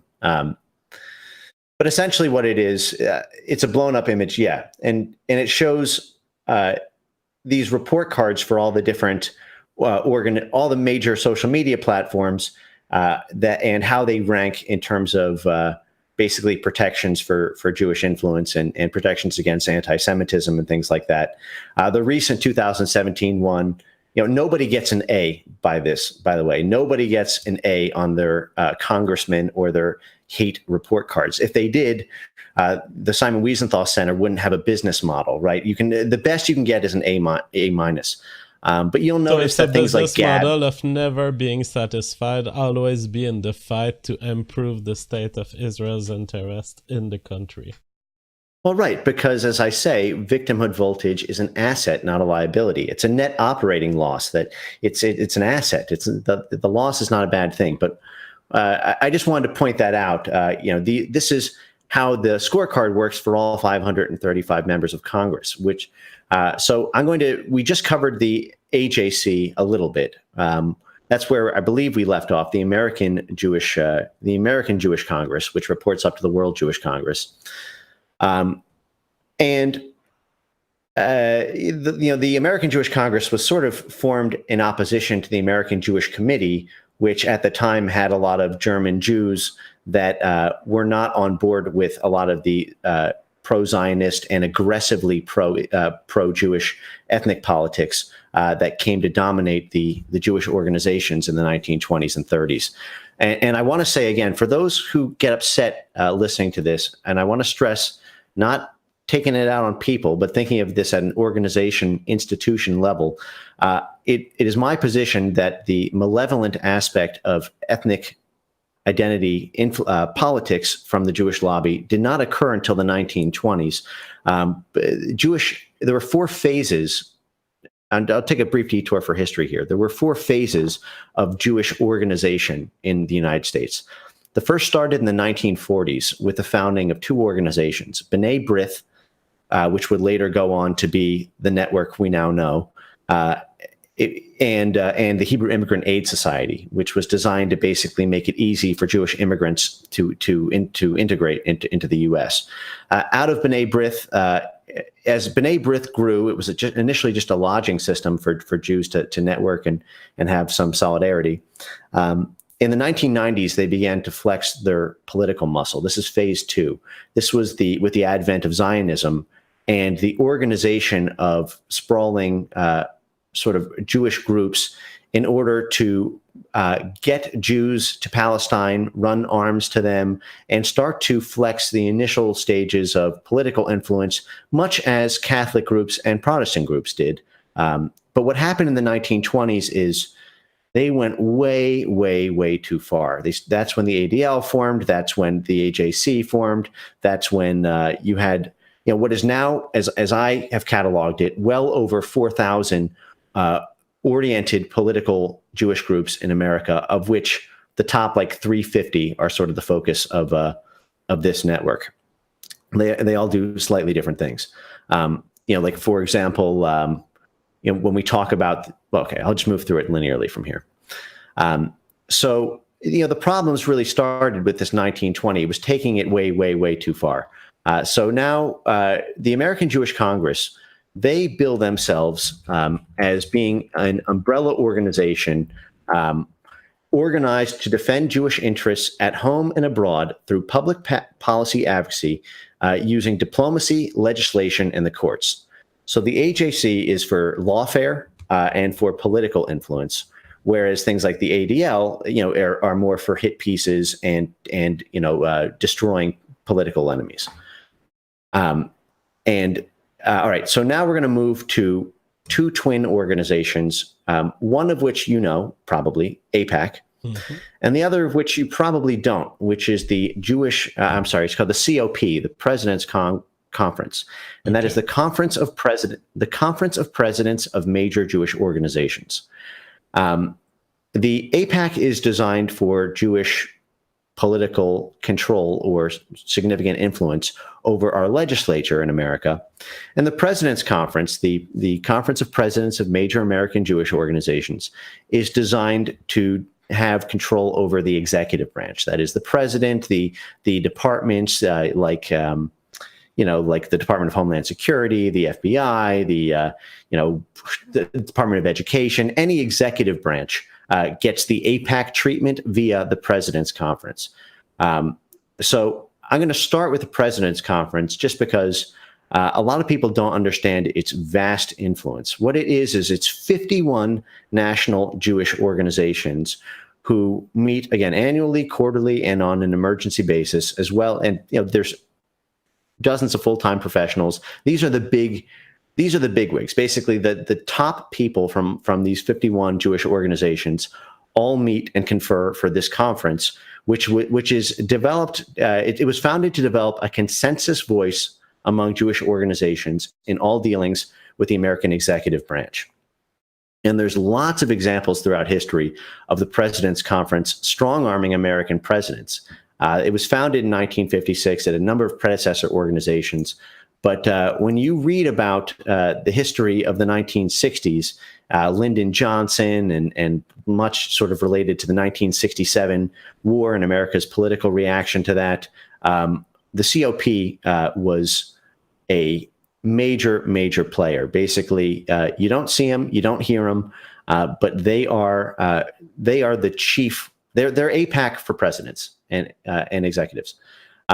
And so what we've according seen to their with own, James Comey sending a love letter to the ADL, that is just one example, but there's a strategy deployed to talk to the top executives of all branches of government. Yes, well, except arguably the judiciary, right? I mean, you could argue that the Supreme Court is independent, right? There's three branches of government, the legislative, the executive. The only thing you can vote on, though, right, is who's president and who your congressman is. It's the only thing you have electoral control over. AIPAC and J Street, there's a number of other organizations, but AIPAC and the President's Conference basically make sure that Jewish interests are promoted. If not first, then, their job is to make sure they're promoted first, and then America's interests come second. That's what bothers me as a Jewish person, right? Why are you making me choose between my values as an American and my values as a Jewish person? I mean, I love so much about our culture, but I'm familiar with the organizational setup, and I think, listen, there's a major tension here. Do I want America first, or do I want what's best for identity politics of a group that I'm a part in? And then if I consider myself to be a free speech advocate or somebody who's against identity politics, I can't do that in good faith while these organizations still have the power they do. So anyway, I'll get to the President's Conference and the history of them maybe in another stream, because it's so vast and it's so ugly, in my opinion, that it really deserves a deeper detail. But I do want to get now to AIPAC, and I want to clear up a bunch of misconceptions about it. And also just tell you really, really how it works, so that when you hear the word AIPAC, these data points are really grouped into it. Okay, a brief history. AIPAC is a 501c4 organization. Again, so donations aren't tax deductible, but it's all dark money. And because of that, they are not allowed to. I'm sorry. AIPAC started in the 1950s when the Kennedys wanted to get the American Zionist Council to register as a foreign agent under FARA, the Foreign Agent Registrations Act. Yeah. And what's important about this is that AIPAC is the only foreign country advocacy group in the world, in America, that does not have to register under FARA. Now, why is it important that we care about FARA? Well, if AIPAC had to register under FARA, arguably this entire ecosystem would collapse, at least temporarily until it regrouped. FARA is that important. What FARA does is it requires everything an organization, a foreign country's lobbying group does, be public, 100% public. Everybody you talk to, everybody you get money from, everybody you give money to, all of your contacts, everything has to be above board. So there can be no soft money, a concept we'll get to later. There can be no soft money. Everything has to be hard. Everything has to be above board. There's no dark money in FARA if you're registered under FARA, because it all has to come to light. And what happened was the American Zionist Council was putting an enormous amount of pressure on the Kennedy administration, and was also engaged in some very dirty dealings, including stealing uranium, espionage rings, a lot of things that really bothered the Kennedys. And so the Kennedys made the AZC, the American Zionist Council, register under FARA. And AIPAC at the time was an unincorporated, unregistered committee within the AZC. You'll notice this structure pattern a lot, because this is how JCRCs operate within Jewish federations. Jewish Community Relations Councils, which I talked about earlier and we'll get to later, do not have to register. They are just, it's like the dinner table at a house. You don't need to register a deed for your dinner table, but that's where the dinner is. That's where the food is. That's where the action is. So what happened was the AZC and the Jewish Affinity Network resisted FARA registration enormously. They tried everything they could to get out of it, but they couldn't. And eventually what they did is they registered the AZC under FARA, and they spun off a new organization called AIPAC. And what they did is they used essentially a legal trick. Its founder did, this guy, I.L. Keenan, and he defined AIPAC not as a lobby for a foreign state, but for Jewish Americans who support that state. And so that way, under FARA, you're banned from participating in American elections. I guess I already went into all that stuff, but so that was allowed to stand. And just so you understand the opposition, here's a quote from Douglas Bloomfield, who was a former AIPAC lobbyist, reacting to the pressure to get AIPAC to register under FARA. He said, "The president's proposal to require lobbyists to disclose each contact may result in treating citizen lobbying groups, such as local Jewish community relationship councils, the same as corporate and labor lobbying groups." Which lawmakers may be dramatic to me. Some lawmakers may be hounded into producing lists of their lobbyists, including unregistered lobbyists and other constituents they meet.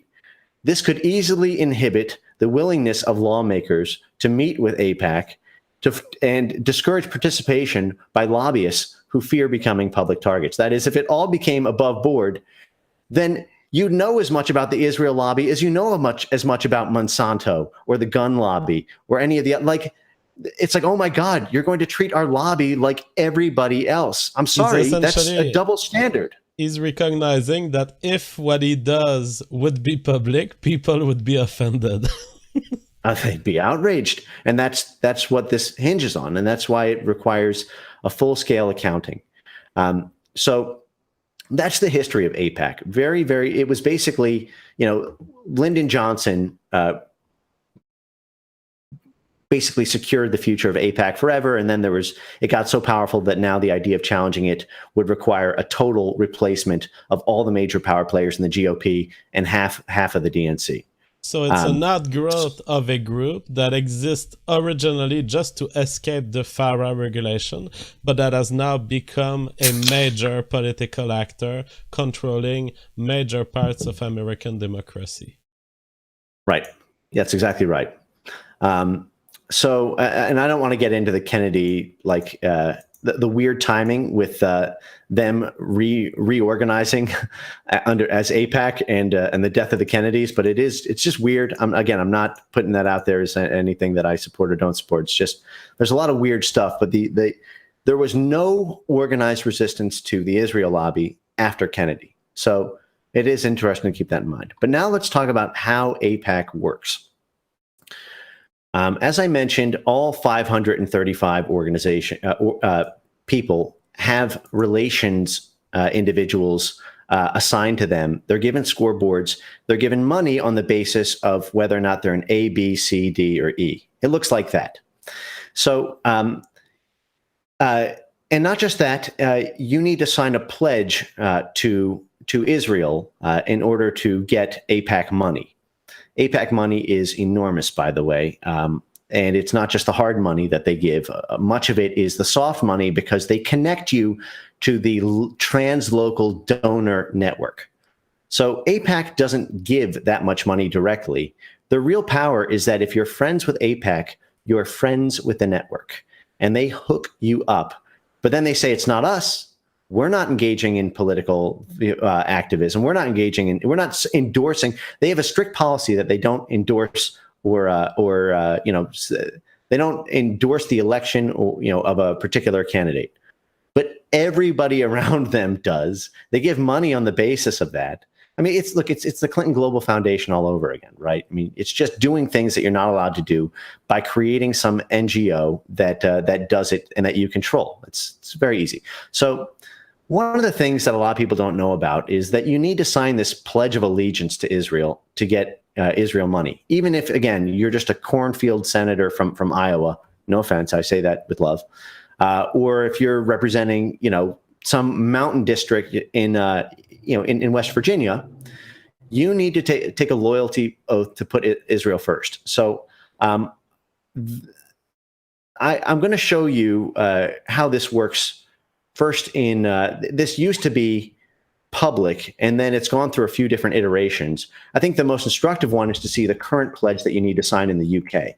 So I'm going to send this to you right here. I just put it in the chat or in the lobby. And here's an example of the pledge that UK parliamentarians need to sign if they want to get AIPAC, or if they want to get what's the equivalent of AIPAC money. That is Jewish Affinity Network money. Here's the text of the pledge. If elected to the United Kingdom Parliament, I pledge 1, to support the International Holocaust Remembrance Alliance, working definition of anti-Semitism. Remember, I read that to you earlier. That involves the 3 Ds, saying it's anti-Semitic to criticize Israel and unlawful to. It's going to be even worse there, right? Because they have literal hate speech laws that criminalize it. But you need to embrace their working definition. That is going to be the law in the UK in a few years. I mean, just think about that. They essentially impose the use of their definition of anti-Semitism to anyone receiving money. And remember, that's criticism of any Jewish community institution. If I wanted to just say, hey, the Jewish Defense League shouldn't have put a bounty on David Cole's head, I'm now engaging in illegal anti-Semitism. But again, this is what you need to do. Here's the pledge. Okay, here's another one. To promote the HM government, to promote trade with Israel that will increase investments and jobs for people in both countries. Now, both countries is insane, right? I mean, if you want to be a member of parliament in Britain, you need to pledge to increase jobs in Israel. It says, we believe, okay, so look, I mean, you can read on your own time if you want. So was this signed by, oh my God, they give the list here of people who signed this? Those are elected UK representatives? Yep. These are all people who are running for it. So these are all people in the latest election. And the same thing. The same thing is true in the U.S. Except now they got rid of this particular language because a lot of people, after Cynthia McKinney, first broke it. She was a former congressman. They've now changed it, I think, from a pledge, which looked too much like a dual citizenship pledge of allegiance, to a letter of support. Which I can get the text for you another time, but I want to keep going through the material here. This is at this time you might want to. Oh, by the way, some other things on the pledge are that you have to vow to reject all boycotts against Israel, and to support Jewish culture, business, and promote Jewish business, educational, religious, and other connections in Israel without fear of boycotts. And then at the very end, they say particularly the rejection of boycotts. So really trying to clamp down on any kind of nonviolent, organized opposition to Israel. But look, if you want to lower taxes, if you want to run on a policy of lowering taxes in the UK, you got to sign the paper to make sure that Israel and the Israel lobby gets its cut. So, all right, but now let's turn back across the pond to America. So, there are a number of very interesting exposés. Oh, by the way, this might be an interesting time to play the clips that I mentioned before the show, JF, where Cynthia McKinney and Earl Hillard and James Traficant, among others, were whistleblowers on this. So I don't, this is from this is just a clip that it takes positions that I don't take, but has some. A lot of these clips were removed from YouTube, so the easiest way that I found to find it was just in this particular video. But if you start about 3:15 on it, you'll see Cynthia McKinney's testimony about what she went through under Israel. And then right before you start it, JF, I'm going to say an important part of the AIPAC strategy is not just providing you funding, because you could argue, well, why don't people just not take the money? There's two answers to that. One, it's a lot of money. But that's fine. Not everyone is beholden to it. Not everyone in Congress is. But the other one is that if you don't, AIPAC makes it extremely painful to not take the money, because what they do is a variety of tactics. First, they primary you. There's a tactic of, if you're an incumbent and you don't take the money, they will try to prop up other people to run against you. They will, whatever amount of money that you thought you were going to get, there are accounts of them funding your political opponent 3 times what you would have gotten just for not being on board. So basically, it's a culture of fear. And there's a lot of testimonies that I've found compiled about staffers on the Hill who talk about this at length, and it's very interesting to hear what they say. Even Jewish members, like some great someone. I'll send you this in case you want to check it out, JF. And Here's a link to one. Examples of politicians being turned over by some other members of their party, and then the press dumping all sorts of allegations on politicians. I think Trump is the most clear case of this, where there's more than 12 allegations of sexual assault that all happened during his campaign. These, to me, are expressions of a deeper network of coordinated interest. Yeah. So, oh, sorry. It's this one that I just sent you. So this article that I just sent you does a good job of explaining this in detail. But essentially, AIPAC, you're not supposed to talk about the money. This guy, Kirk Beattie, basically, talked to a ton of people on the Hill about it. And, he said that young Jewish American staffers told him, don't talk about the money with AIPAC. And that the reason AIPAC is so successful is because it's just so much better than competing lobbying groups, to a great degree, because its human and material resources are huge by comparison. They have 50 times the personnel and 50 times the money. Now, here is JF, I'm going to direct you back now to the article we pulled up before by Stephen Steinleit, The Jewish Stake in America's Changing Demographics. All right. And I'm going to, if you run a word search for campaign finance, this is, I believe, it's under the section called Facing Up to the Gradual Demise of Jewish Political Power. This was an article written in 2001. Again, by a Jewish author who was a, executive director of the Institute for, the Immigration Center for Immigration Studies. Link again? I think I'm not finding it. Sure. Here you go.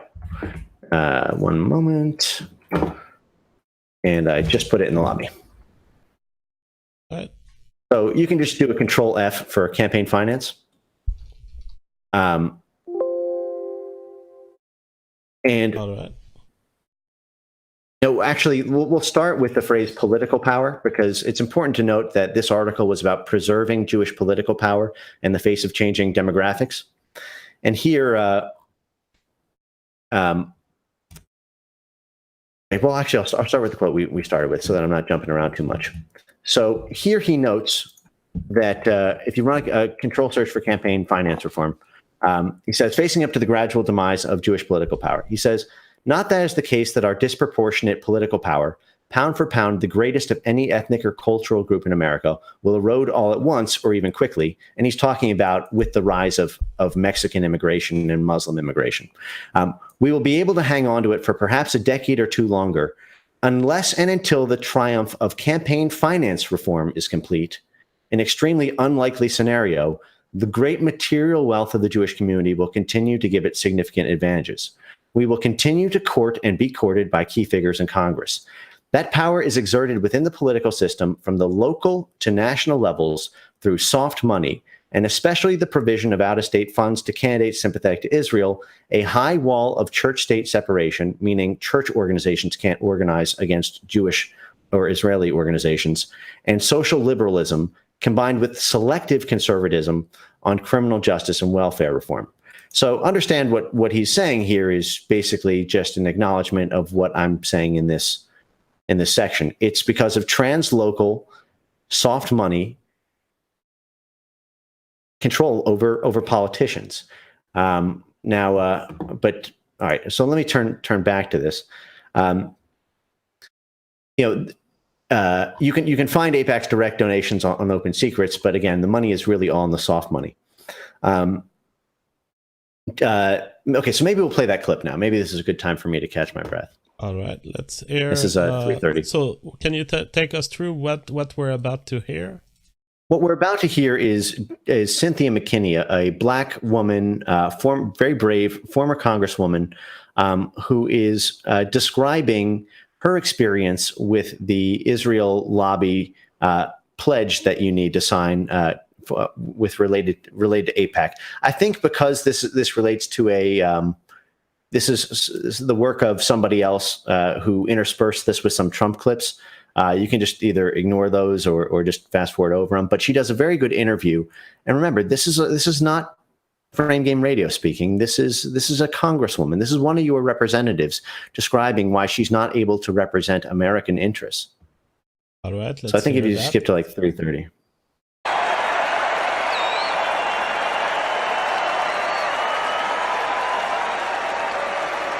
I think it's at 3:30, not 1:30. But yeah, I put at 3:30.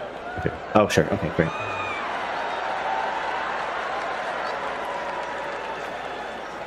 He may be the worst thing to ever happen to Israel, believe me.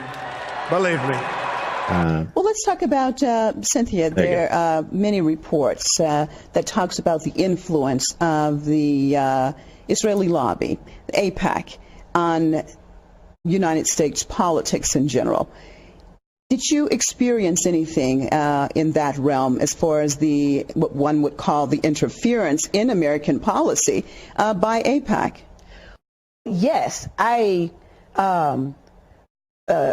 first-handedly and also frontally was assaulted by the presence of the pro-Israel lobby to such an extent. Physically assaulted? Well, politically assaulted, to such an extent that my father had to ask the question publicly, what does Stone Mountain, Georgia have to do with Israel?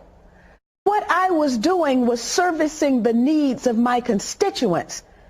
And I was not allowed to do that because I did not toe the line on U.S. policy for Israel. What line is that they wanted? Were you told directly that you had to toe a line, or explain that to me? Well, every candidate for Congress at that time had a pledge. They were given a pledge to sign.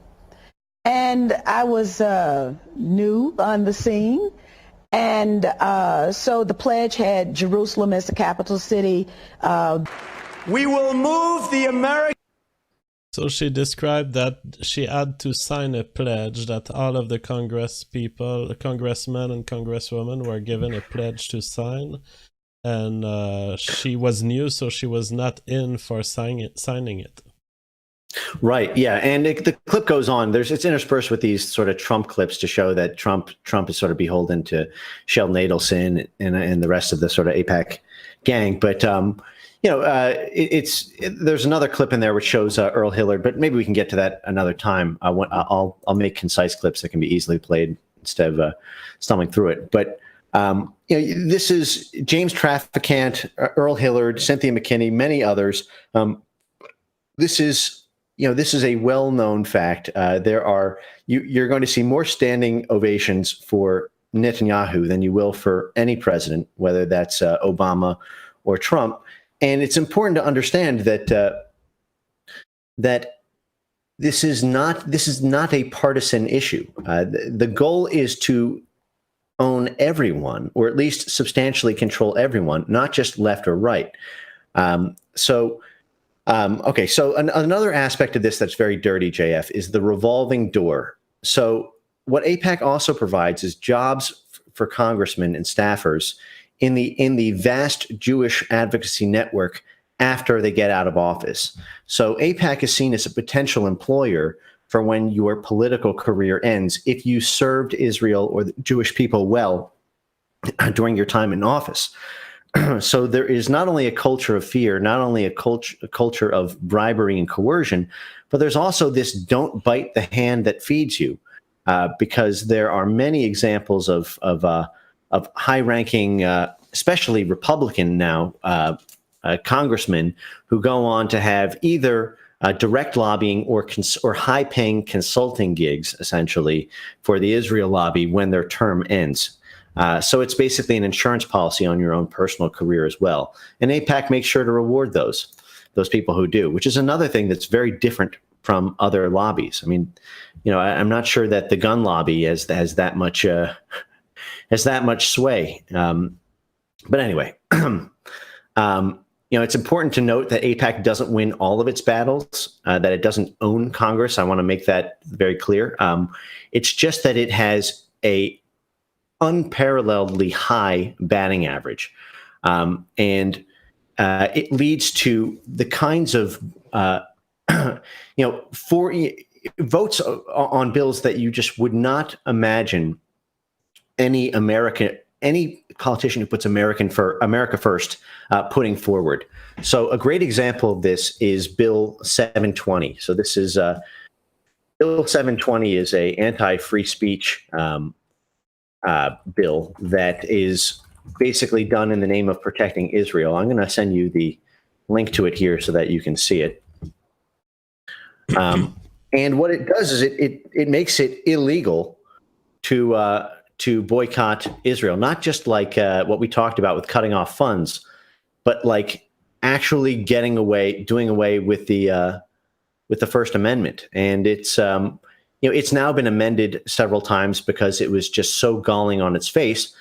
But there is something that AIPAC whistleblowers have called the napkin test, which is sort of a famous example in the 1980s of a high-ranking AIPAC official saying, "See this napkin?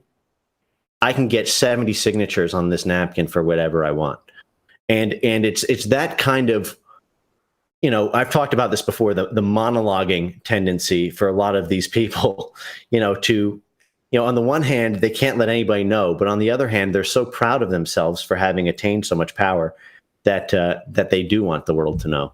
Um, so, so anyway, maybe I'll stop. Law, are you describing that this law would not only cut funding, but it would make it illegal to advocate for boycotting Israel? Yes, you will not have a First Amendment if this does it. This is part of a broader campaign that really started in the 1990s to criminalize hate speech in America. In the 1990s, the ADL began to pressure, began to basically pressure for internet censorship. So there are a number of white identity movements in America historically. I'm not expressing an opinion on them. This is, again, just an anthropological overview. But it's instructive to note that at every time a white identity movement in America has tried to organize, it has been destroyed not by black groups by and large, not by WASPs or Catholics.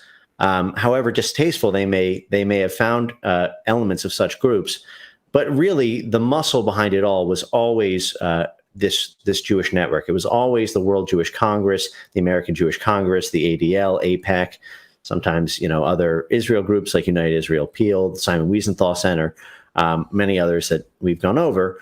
And this includes the contemporary alt-right, the National Alliance of William Luther Pierce in the 1990s and 2000s, the resistance to the 1960s civil rights acts that included groups like the Legion of Decency and others that tried to basically preserve the white Anglo-Saxon or white Germanic values of America from the 1920s until the 1960s, when they were ultimately destroyed. These groups are really sneaking in making speech illegal in the United States and destroying the First Amendment under the guise of getting rid of anti-Semitism. And this is the sword and the shield strategy, right? They say it's a shield, but they use it like a sword, and you can't have it both ways.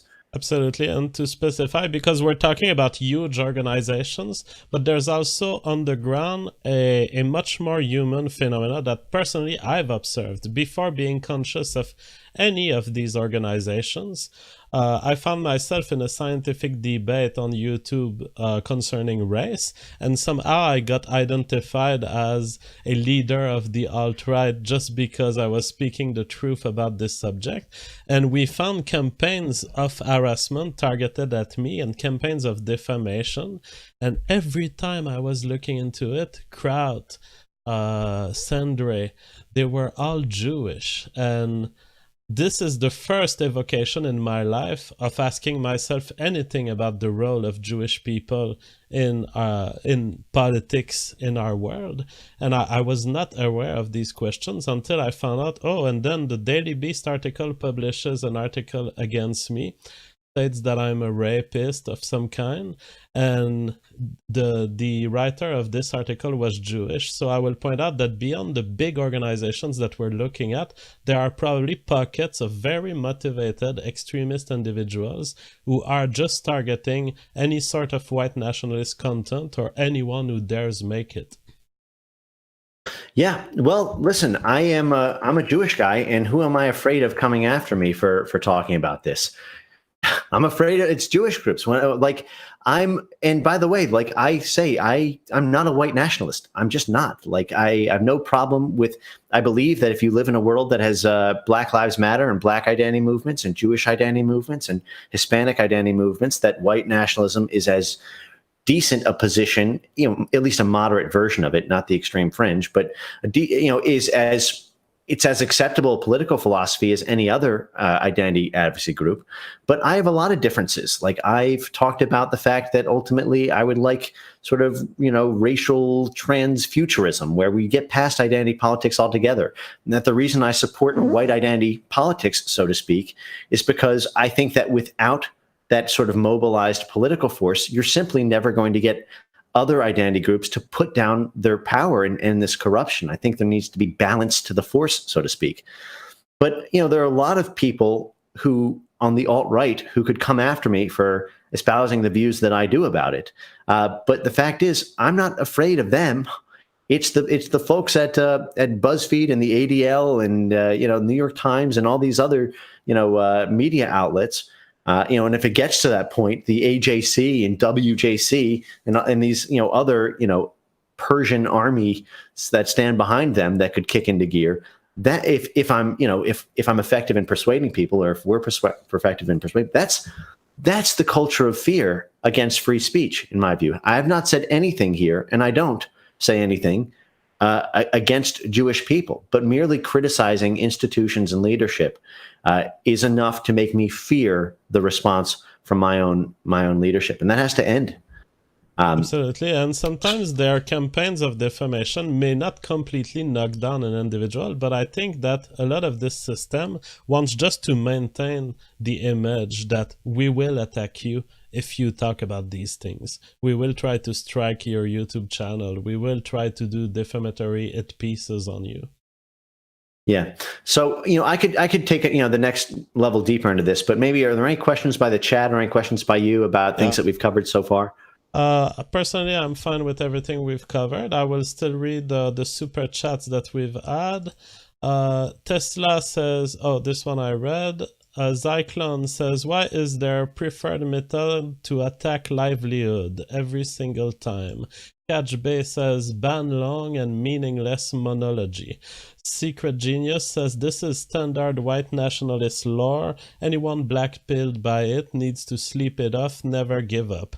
Brandon Fly asks a question to you, Frame Game. He says, why right-wing Jews haven't been able to stop the self-destructive actions of organized Jewry?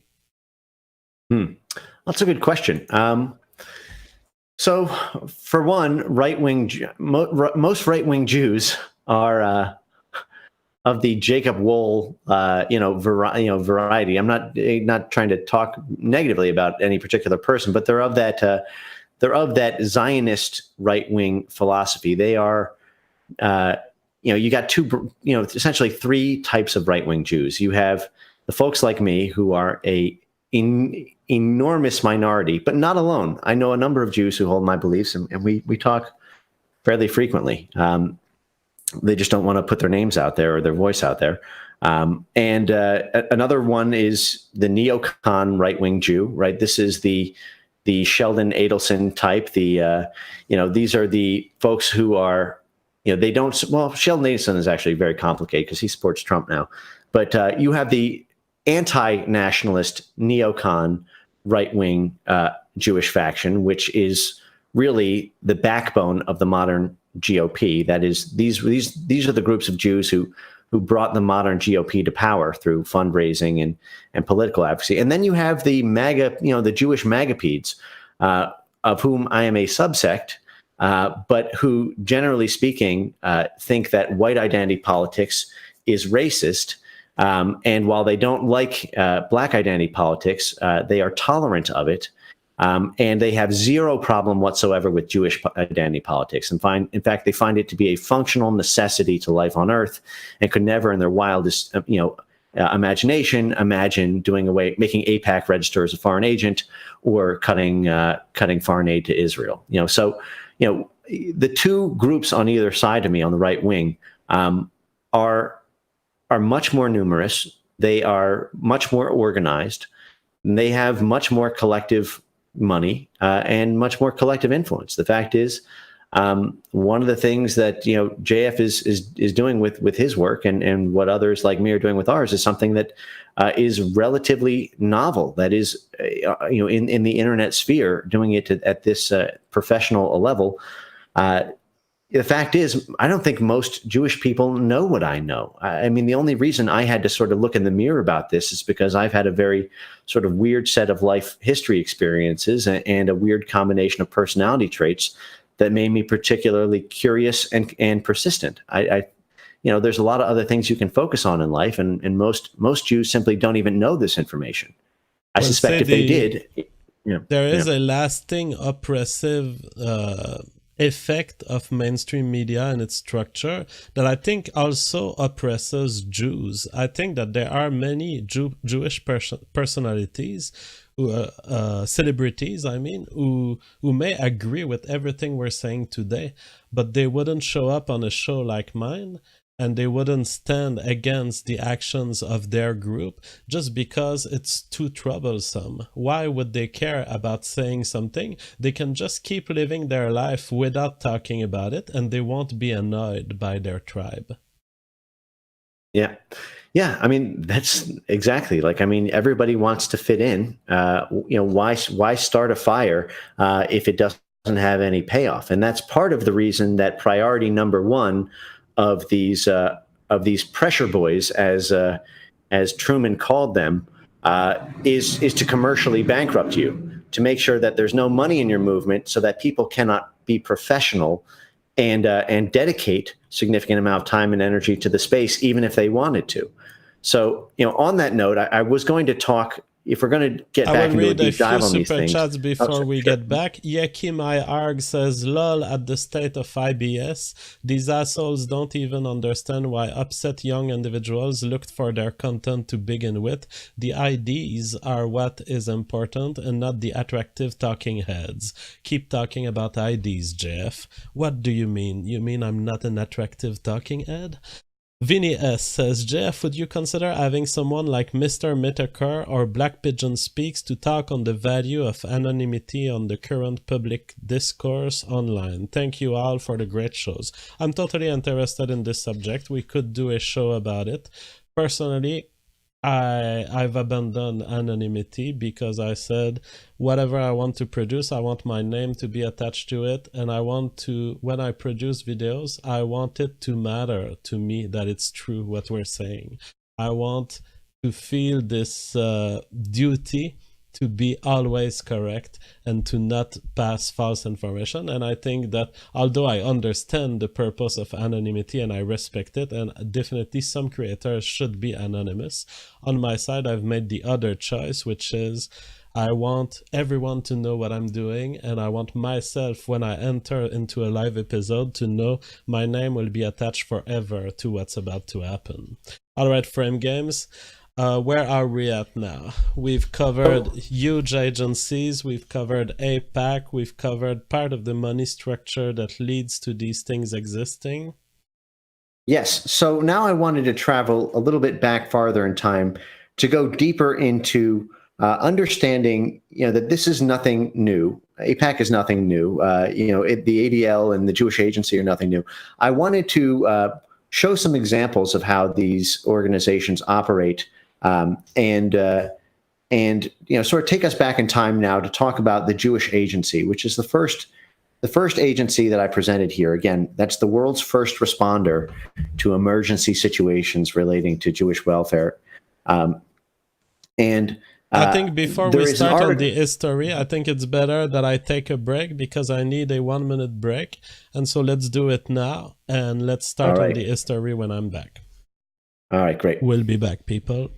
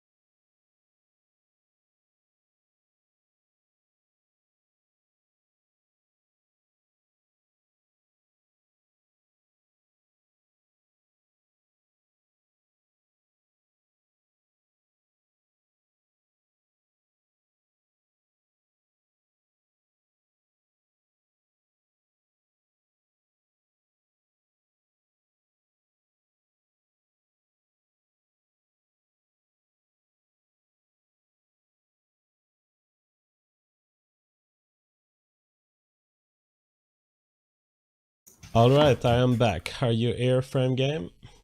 I sure am. Can you hear me? Yep, let's get through it. All right. So, a lot of questions that people in the audience may be having is, how did this structure grow to this point? Why did nobody try to stop it?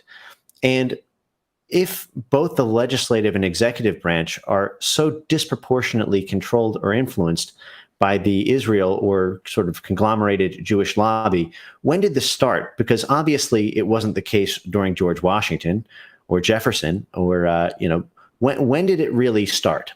And I'm going to, present, I guess, and you can talk about things like the Balfour Declaration in 1917 and the impact on World War I and things like that. But in the American story, I want to take us back to the founding of Israel and really understanding how it is that American presidents came to defer to the Zionist lobby.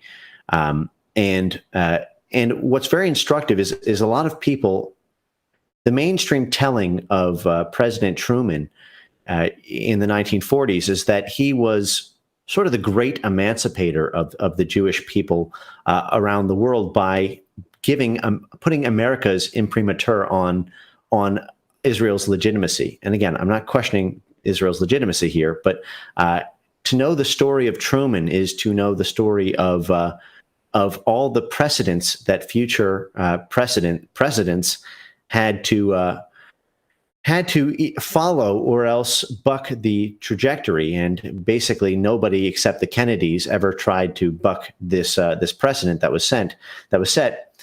But it's useful to understand that Truman did not want to do what he did with respect to the Israel lobby, American Zionists, and the initial found relationship between Israel and America. So, there's an article that I sent you that does a good accounting of this, but there's lots of other sources. I'll send it to you again just so that you have it. This was this one. Sorry, it's from the New Republic, and it's called "Was Harry Truman a Zionist?" So here you go. I just posted it again so that you can see it. I'm going to read some passages for people so that you understand that we got into this special relationship between America and Israel on extremely deceitful and corrupt grounds that all had to do with political pressure, not morality, and that Truman himself was extremely against the actions that he was strong-armed into taking every step of the way. So, I'll pull up selected quotes of it but you're free to leave it on the screen. So, essentially, Truman, as this article and many others have documented, Truman didn't know all the details of the history of Palestine when he came into office, but he knew that Jews had come to Palestine a half century before. That is during the sort of 1890s, during the rise of the Zionist movement, to establish a Jewish state where another people had lived and made up the overwhelming majority for the prior 1,400 years. He was offended by the proposal pressed by American Zionists that a minority should be allowed to rule a majority. On moral grounds, Truman did not want a Jewish minority ruling the Palestinian majority. As president, as president, he initially opposed the creation of a Jewish state and tried to promote an Arab-Jewish federation or binational state. He eventually gave up in 1947 after pressure from the American Zionist Council and the American Jewish Congress, but he continued to express regret in private for the unwarranted interference of American Zionists. He said that after he recognized the new state, he pressed the Israeli government to negotiate with Arabs over borders and refugees and expressed disgust at the manner in which Jews were handling the refugee problem. He thought that God had not picked any favorites. This is what he wrote in his own diary in 1945. He said he was skeptical of the idea of Jews as a chosen people, saying, "I never thought God picked favorites." He basically,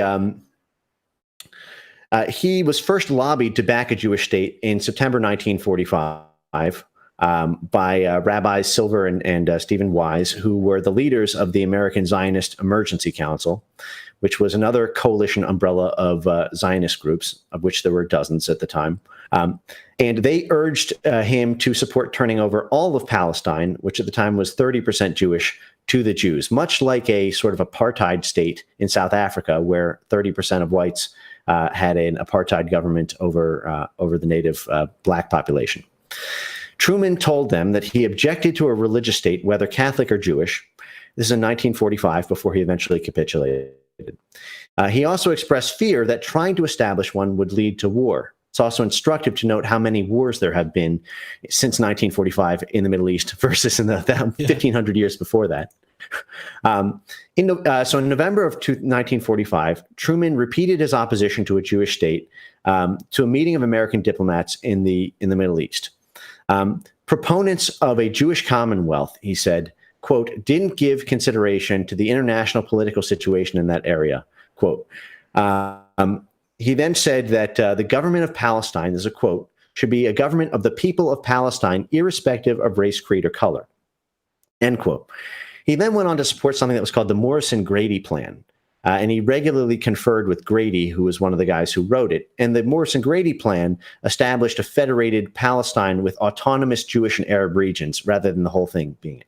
I'm only mentioning this history, by the way, JF, because you'll see the role of the Jewish agency here and of money, Jewish money in American politics owning the executive branch even then. Again, this is 1945 to 1947. So the thing about the Morrison-Grady Plan, again, 2 states, a Jewish and an Arab region, and that Arabs and Jews would enjoy equal representation in the national legislature rather than it being a Jewish state ruling it. And Truman and the State Department were eager to publicly endorse the plan, but Silver and the Zionist lobby mounted a furious campaign against the proposal. By the way, you'll note that this article, among many others I could cite, is written by a Jewish author, and it's meant to attack Truman. I mean, like this is not a hit piece on the Jewish lobby in the 1940s. They just, they're monologuing here when they don't realize how much they're actually, showing their own, untoward levels of political influence. So here's what happened. The Zionist lobby bragged that it could call on thousands of activists across the country, and was joined by Democrat Party officials and White House aides who were worried that without the Jewish vote in New York, Maryland, Pennsylvania, Illinois, and Ohio, the Democrats could lose Congress in November. At that time, it's important to remember, New York was a super important political prize, and Jews had proven decisive in New York elections. They turned out, and they were, a lot of them lived in New York, especially at that time. At a cabinet meeting on July 30th that year, Truman held up a stack of telegrams protesting the Morrison-Grady bill and saying that the Zionist protest telegrams were 4 inches thick. And then he exclaimed to his cabinet, Jesus Christ couldn't please these people when he was here on earth. So what luck do we have here? Interesting. But with the 1948 presidential election looming, the Zionists threatened to primary President Truman so that he'd have a political opponent within his own party if he ran for election again. And so he was convinced to agree to political pressure by the Jewish agency. Remember, that is the sort of big mama. Its board of governors is the brain trust of pretty much all of this. So he decided that he would try to step out and leave resistance to the Zionists to the State Department, because his political appointees in the State Department generally opposed the Zionists, and it wouldn't smear Truman himself getting involved. He trusted his subordinates to handle the resistance to Zionism. Right. Well, because he was getting smeared in the papers, and they were, the belief was that if the Zionists turned up the pressure, they would lose the election in 1948. So Truman had that Faustian choice to make. Do I stay in power and capitulate on doing something that morally I'm opposed to, or do I do the right thing and risk me personally suffering? So we know what choice he made, and that's kind of this story. But it's really the story of the Jewish Agency that everyone reports to. So basically, so when he you say agreed what choice under he political. made, he became a pro-Israel proponent, a Zionist. Yep, he relinquished his support for Morris and Grady. His support is of the what would go on to be the winning plan to make Israel a completely Jewish state. It was his signature on that. America's signature on it is what legitimized it. Up until then, there had been a tremendous amount of international debate and fury on all sides about how to handle the situation. I mean, remember, a lot of countries wanted to put Israel in Madagascar, not in such a politically heated area. But anyway, so the State Department then took positions that were unfriendly to the American Zionist Council, and the Zionist lobby continued to step up pressure, threatening electoral defeat. They also had to worry not just about being primaried within the Democratic Party, but also about the Republican opponent who was.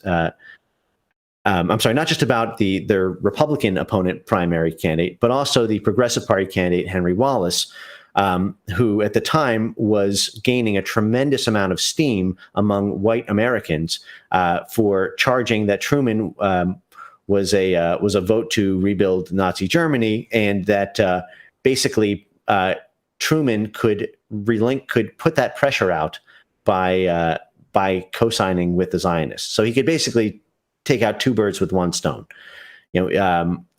So anyway, So it's not just the Jewish vote, but it was also fundraising from wealthy Jewish contributors, mostly in New York at the time. So the Jewish Agency went to Paris then and issued a new proposal for partitioning Palestine. And Truman refused it, and he said that the Jewish Agency's Paris Declaration was unacceptable, but essentially, after visits from Democratic officials that were worried about Jewish support and lobbying threats from a major Jewish contributor, combined with electoral threats, Truman ultimately gave in and issued a statement of support.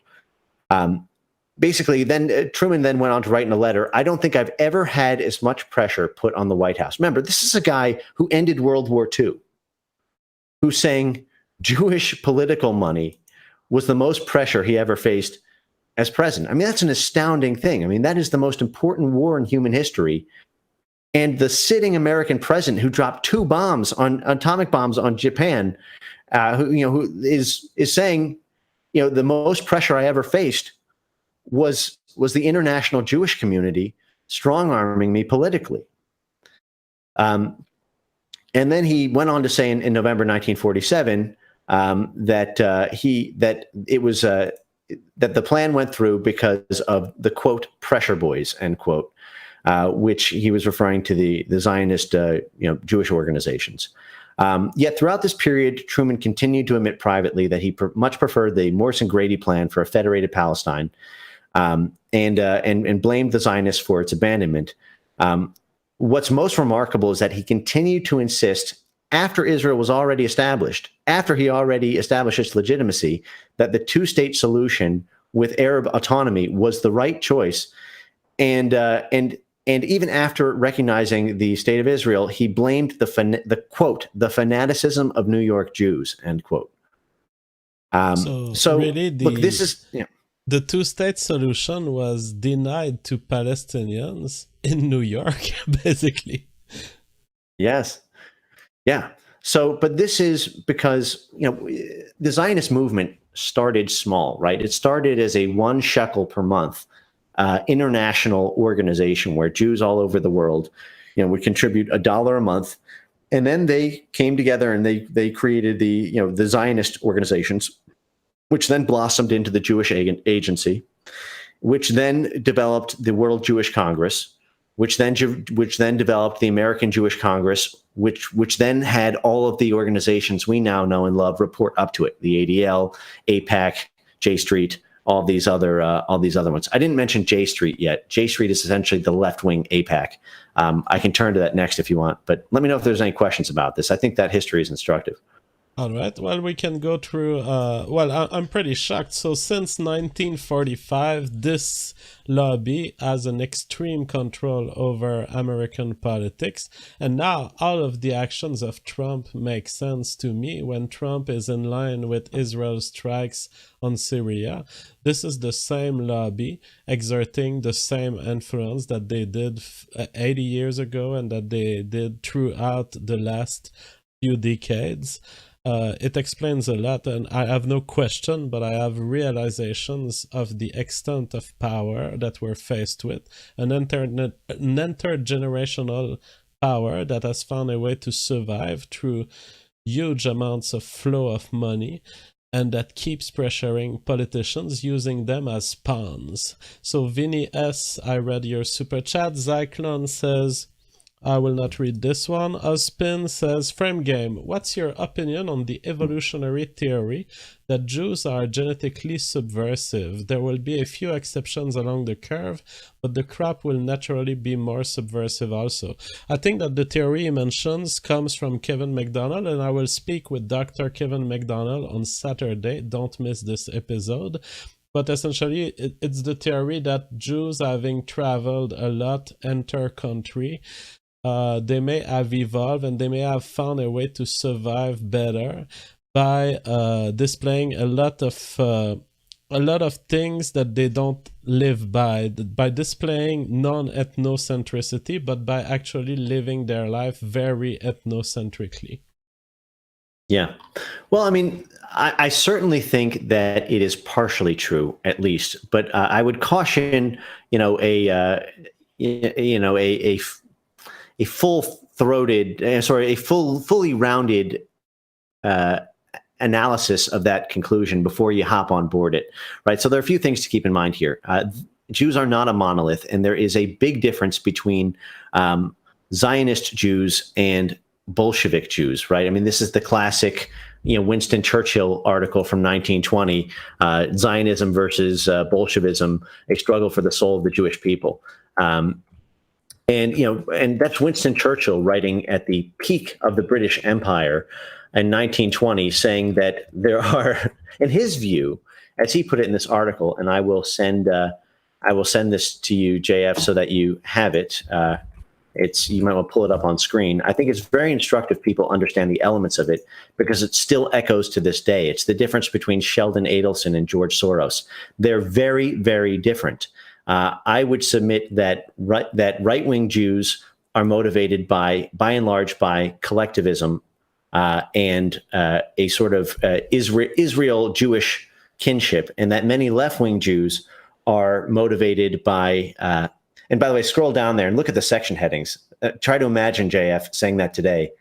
A whole section calling left-wing Jews terrorist Jews, saying they're responsible for every subversive movement since the French Revolution. I mean, a lot of strong language by Winston Churchill there. But what I would say is that... So those are all quotes of Churchill? This is an article written by him. Yeah, I mean, the article's at the top of the page, but I can send you, a clear print version of it. But he blames Bolshevik Jews for all of the major subversive revolutions in Russia, in France, as he describes it, across the world for centuries. Now that's Winston Churchill. Before 25 years before World War II, and 2 years after World War I ended. Now I'm not making an opinion on that, but what I'm saying is that there is a big divide between Zionists and Bolsheviks, and they are motivated, in my opinion, by completely different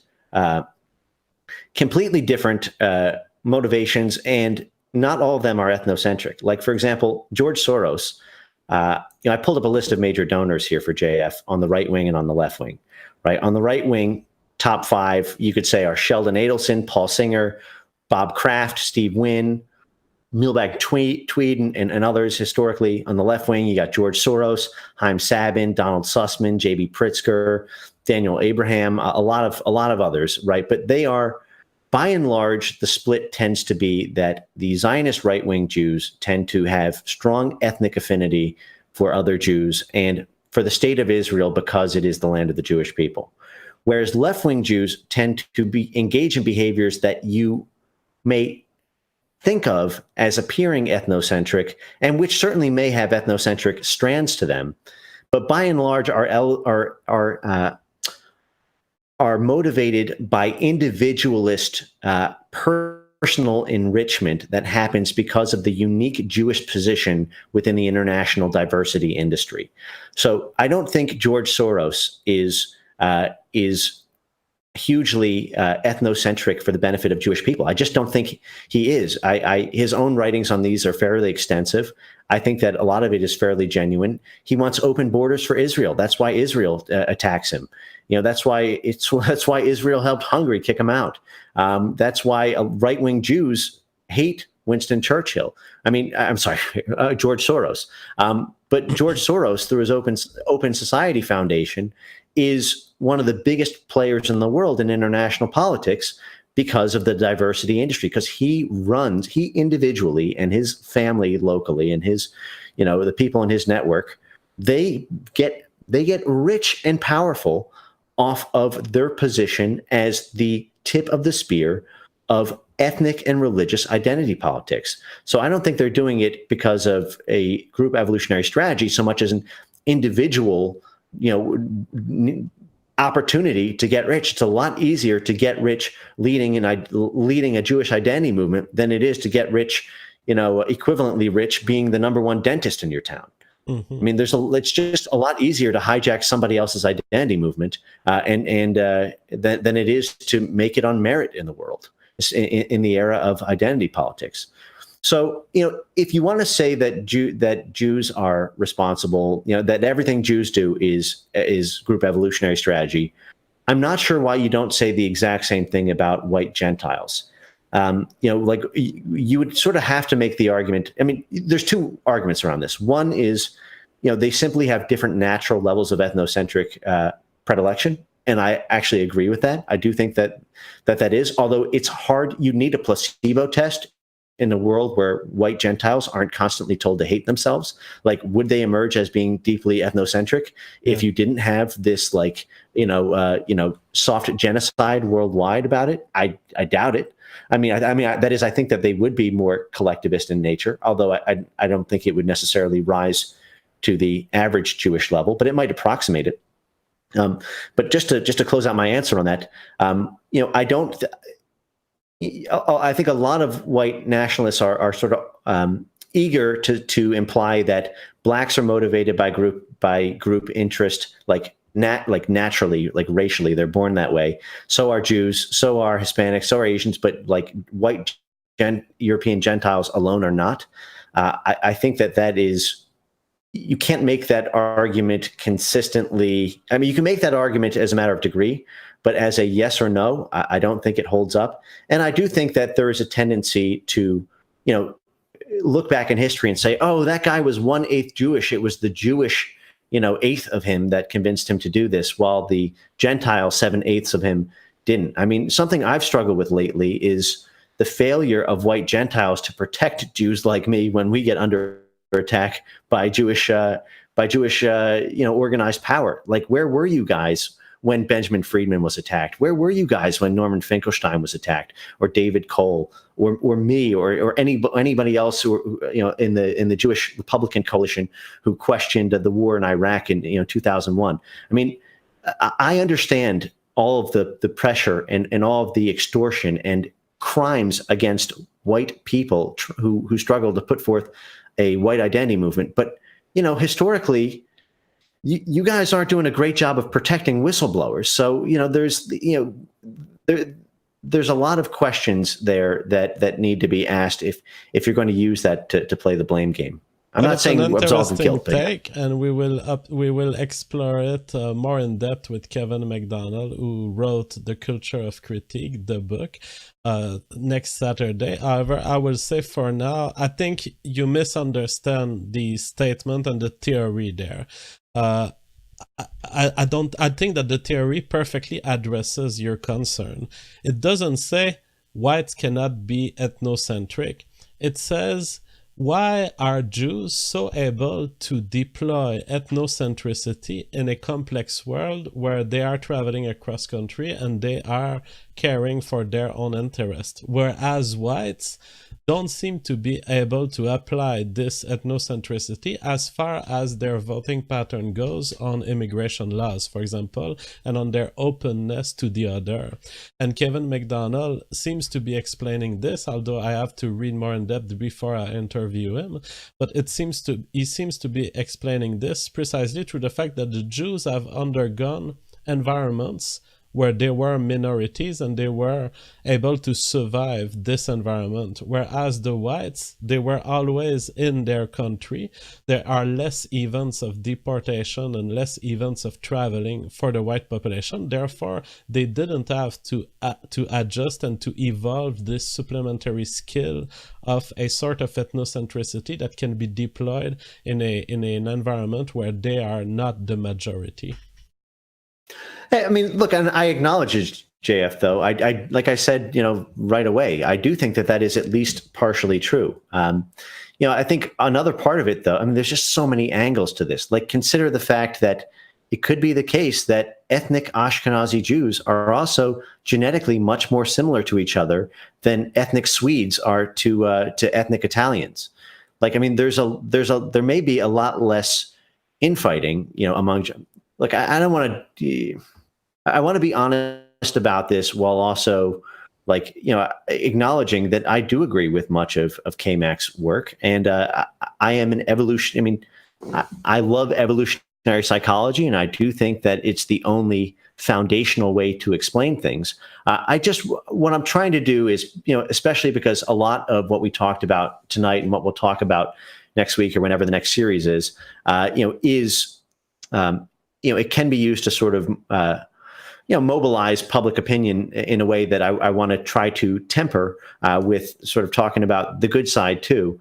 I do want to caution people to sort of use that framework, that KMAC framework, but also to sort of, recognize some of its limitations and try to be mindful of that when you can. If you do subscribe to my theory that Jewish influence in America really didn't develop significant malevolent aspects to it until the 1920s, you'd sort of need to explain, the organized Jewish influence from the 1500s until the 1900s in a way that makes it look equivalently ethnocentric.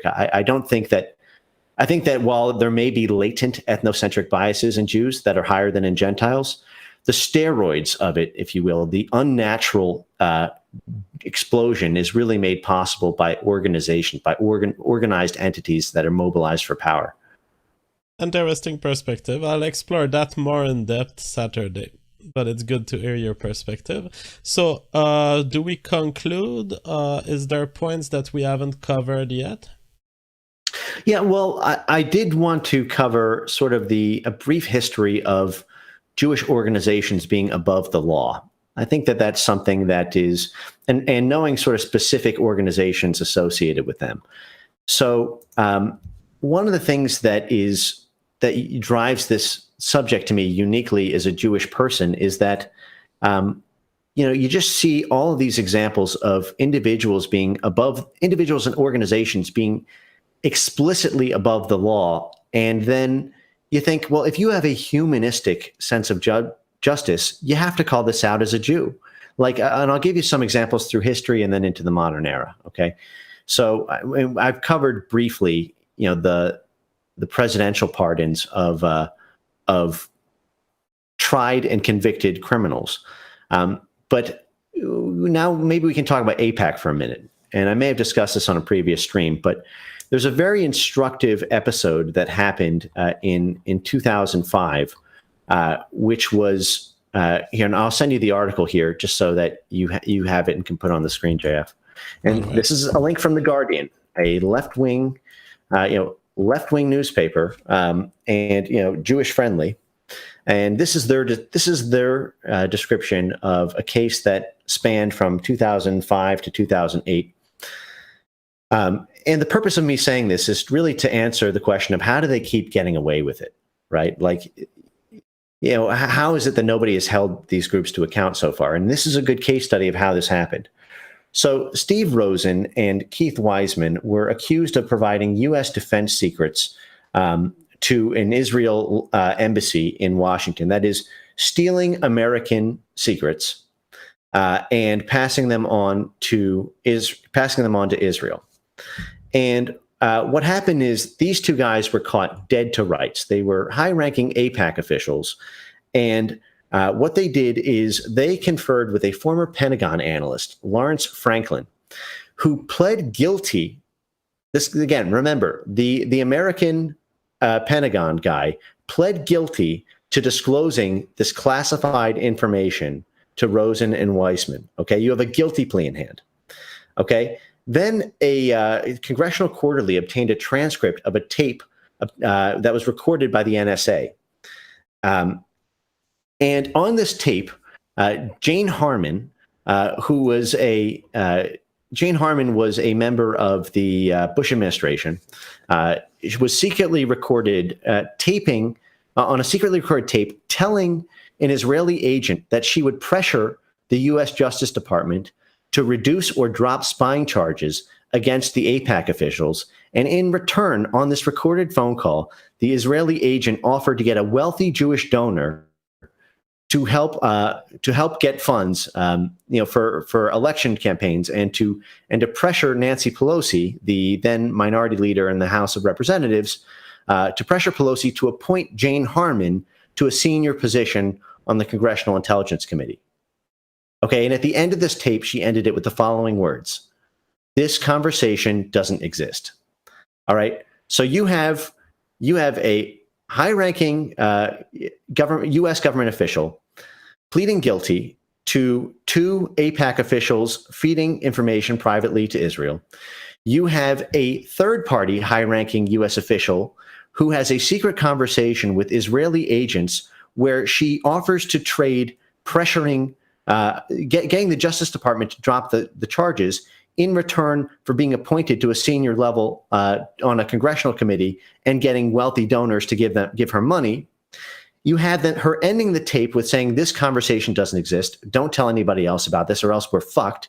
It all comes out. You have the tape getting out. You have a guilty plea in hand. And then what happens? You get to jail. At that moment, in a world where Americans had autonomy of their own government, that would be the case. But here's what happened. After the intervention of George Bush, remember, neocon, Jewish, heavily financed by Jewish organizations, neocon president George Bush, who took us to Iraq, who started the situation we're in the Middle East. His attorney general, Alberto Gonzales, personally conferred with the FBI to get the FBI to drop its probe of Harmon and then drop all charges against Rosen and Weissman on the grounds that the case would be unwinnable because the trial itself would disclose classified information. So here you have AIPAC, that is the organization funding all of these politicians, getting caught dead to rights in a spy ring. This was only 10 years ago, by the way. This isn't like 1945.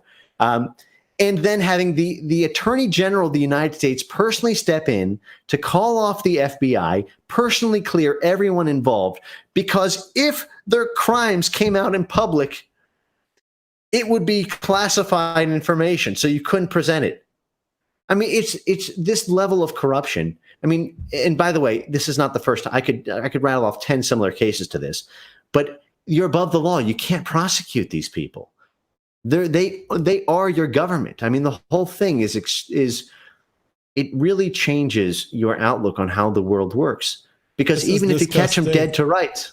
Because everything on the record is sufficient for the criminal conviction. There's not even a question of mens rea or intent when she says this conversation doesn't exist. It's a proof of intent to hide.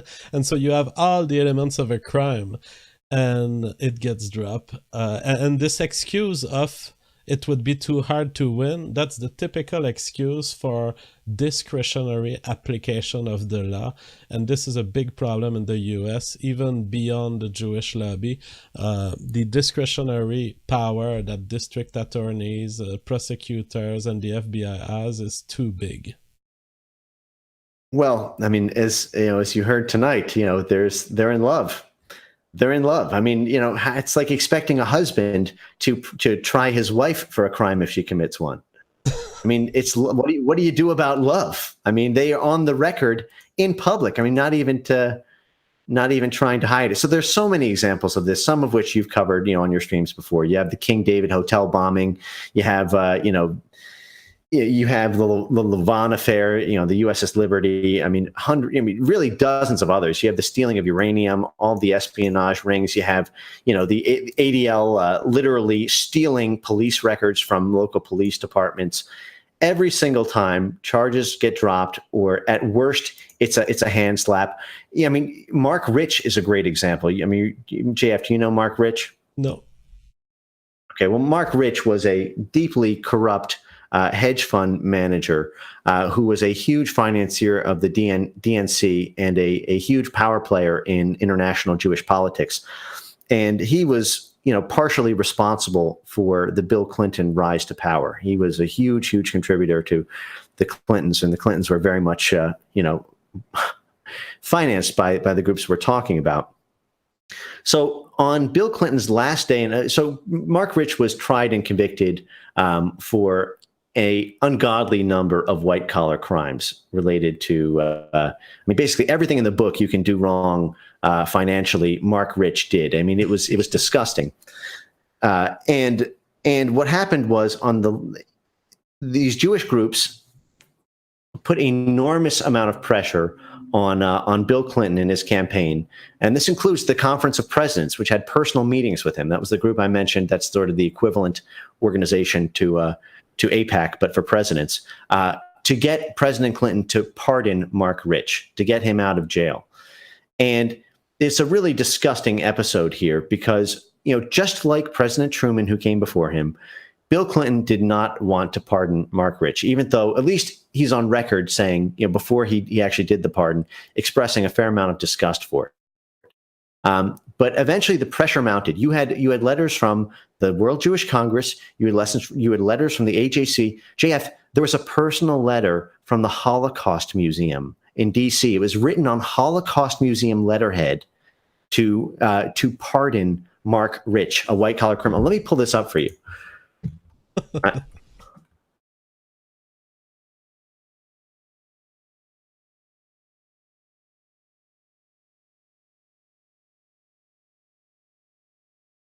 Just give me a minute while I pull up the link here.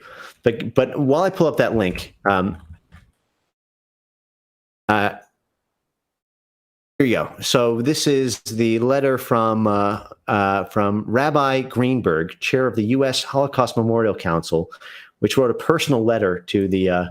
I'll get the exact text of it, just because I think it'll be useful to throw on the screen. But all of these organizations converge for a coordinated pressure campaign. I mean, what is the Holocaust Museum doing lobbying for the pardon of a notorious white collar criminal? I mean, the answer is because Mark Rich, if he were to be free, would be allowed to bundle hundreds of millions of more dollars into the Jewish lobbying ecosystem. And sorry, I'm going to pull up this thing while I'm trying to walk and type at the same time. But what happens? President Clinton this was a really dirty bomb. And the press was sort of, all over it to the extent that they could be. But on the last morning of his presidency, the very last act that President Clinton takes as sitting president of the United States, the very last thing he does is a pardon for Mark Rich. Wow. So that was the last act of President Clinton. This is symbolically very telling. I mean, if I was a president for 8 years and I knew it's my last day, it seems I would want to do something absolutely amazing for my people. And Bill Clinton just conceded to the Jewish lobby. That's his last move. It's so sad. Yep. Well, his wife wanted to become president, and there's a lot of reasons for it, right? I mean, the Clinton Global Initiative, there's a lot of relations between the international Jewish community and top level Democrat, progressive politics. So there were a lot of reasons for him to do it. But if you wonder, well, how do we how do we hold these institutions accountable? The reason I feel compelled to do this series, JF, is because the FBI is not holding them accountable. Presidents are not holding them accountable. Legislatures, law enforcement is not holding them accountable. So who does it fall to? It falls to we the people. All right, and we have a question by someone. The Bad Virus sends £50. Thank you so much for the donations. He says, we bleed, we suffer. Empathy is the weapon of the bold. Deception is the weapon of the weak. Penguin says, thank you both for your time and effort. And Richard has a question. He says, I really appreciate Frame Games teaching lessons, but oh boy, could we use solution suggestions? Or am I right to think that all of his info is very important for the explicit use of taking down the Zog? So Frame Games, you've touched on it in your last sentence. What are the solutions to the problem that you present, which is absolutely enormous? It doesn't seem like a single solution can be applied here. Well, the first solution is awareness in order to drive political will so that there is an alternative to playing into this lobby's power. That is it's important to note that not everyone is beholden to AIPAC. Only about 2/3 of Congress goes to the AIPAC meeting, every year, which is a lot, but it's not 100%. And the biggest threat to the Jewish lobby is actually other racial identity group lobbies. Like it's groups like Black identity politicians and Hispanic identity politicians and others who have become mobilized over the past 60 years and who Jews are dependent on they're dependent on their leadership place within those groups in order to actually have the kind of coalition power they do. So, a good example of this was the ADL wanting to be in charge of, racial bias education at Starbucks, and get all the money for training 175,000 employees. And then the Black groups basically pressured Starbucks to drop the ADL. And that's very instructive because the only way to beat them, in my view, is to join them. And that's why I do support identity politics for everyone or for no one. And since these groups ain't putting down their torch anytime soon, I support the rise of identity within European Americans and indigenous Europeans so that when there are political candidates who run for office and they want to just lower taxes or, I don't know, get a bridge built in their city, they can turn to a Gentile majority lobbying group rather than relying completely for their money on the Jewish network. So, the first step is organize, awareness, talk to people, spread this video, do it with love. But until there is, step one is populist support. Step two is translating it into political action. And somewhere between step 1 and 2 is organize, form groups, meet regularly, and make it a personal mission to red pill one person this month. Absolutely. On my side, the solutions, I like what Frame Games presents, but this is not enough. The alt-right has been talking about these things for a long time. It's not sufficient. Information is not sufficient, and I'm saying this as a person whose main purpose in this world, economically at least, my job here on YouTube, is to inform people. But information is not enough. We need to develop a system that will call out that sort of stuff constantly. I agree. We need to spread to the most normies we can. I agree, and I will do that in my life. But we need to organize resistance against what Frame Games has presented today. Shows a complete control of American presidents for more than 70 years. It shows that politicians feel extorted, and we look at the actions that the Jewish lobby is making on politicians, and it is extortion in many cases. And we look at their interventions with the criminal justice system, it is extortion by the very report of The Guardian. We have people pressuring with money, an almost infinite flow of money if you compare it to anything else in society. And information should only be one branch that we explore, and we should also develop a strategy of resistance against the overtaking of American politics and world politics by this Jewish lobby. Yeah, and it's instructive to know how B'nai B'rith got started, right? It was $1 a month contributions to a common cause. You start with something little, but you grow it every day. ADL started as 2 empty desks in the back of a B'nai B'rith lodge. These things, you need to mobilize, you need to put money into it, you need to make an industry out of it. Let me tell you, I don't consider this a black pill thing to say, but there's that great quote, right? Every great cause begins as a movement, turns into a business, and degenerates into a racket.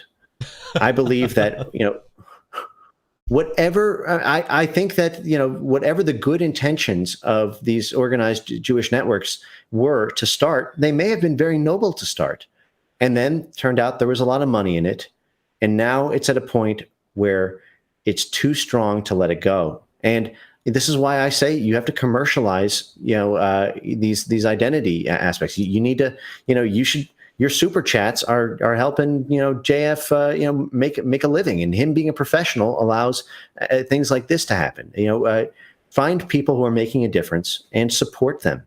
And then they will support other people in turn. And then you start to get a business. But here's the thing that I caution constantly. Don't think you're going to be able to have a movement that is, free from any element of some of this stuff itself. But the question is, are you willing to do things that may have unsavory business aspects? Like a lot of people who come to this, they come to it from the right wing. They don't like identity politics. They don't want to fund it. But if you see it as a temporary solution on the way to a world with much more balanced or far less toxic identity politics, which is how I see it. I don't want identity politics in the long run, but I see it as a necessary short-term and medium-term measure in order to achieve that one thing we all want, right? Equality. Ain't going to get there unless you include white people in that. That's my view. And I think that since this all revolves around the amount of money that we're faced with, this whole system is maintained because of a flow of money coming in.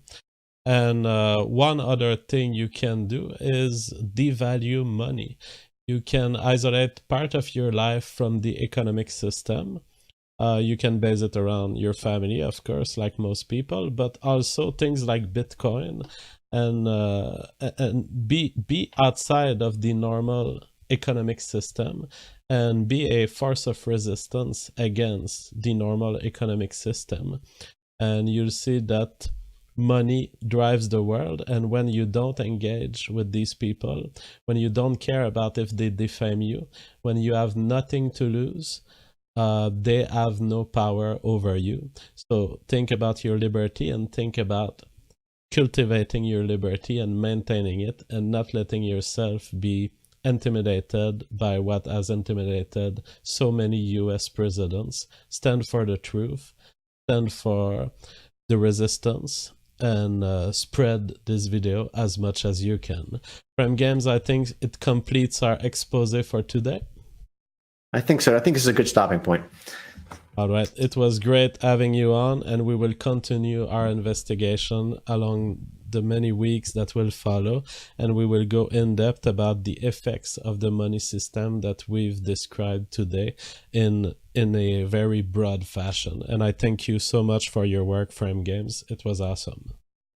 Beautiful. Thanks to you too, and everyone. Try to keep love in your heart when you talk about this too. But have a great week, and we'll talk soon.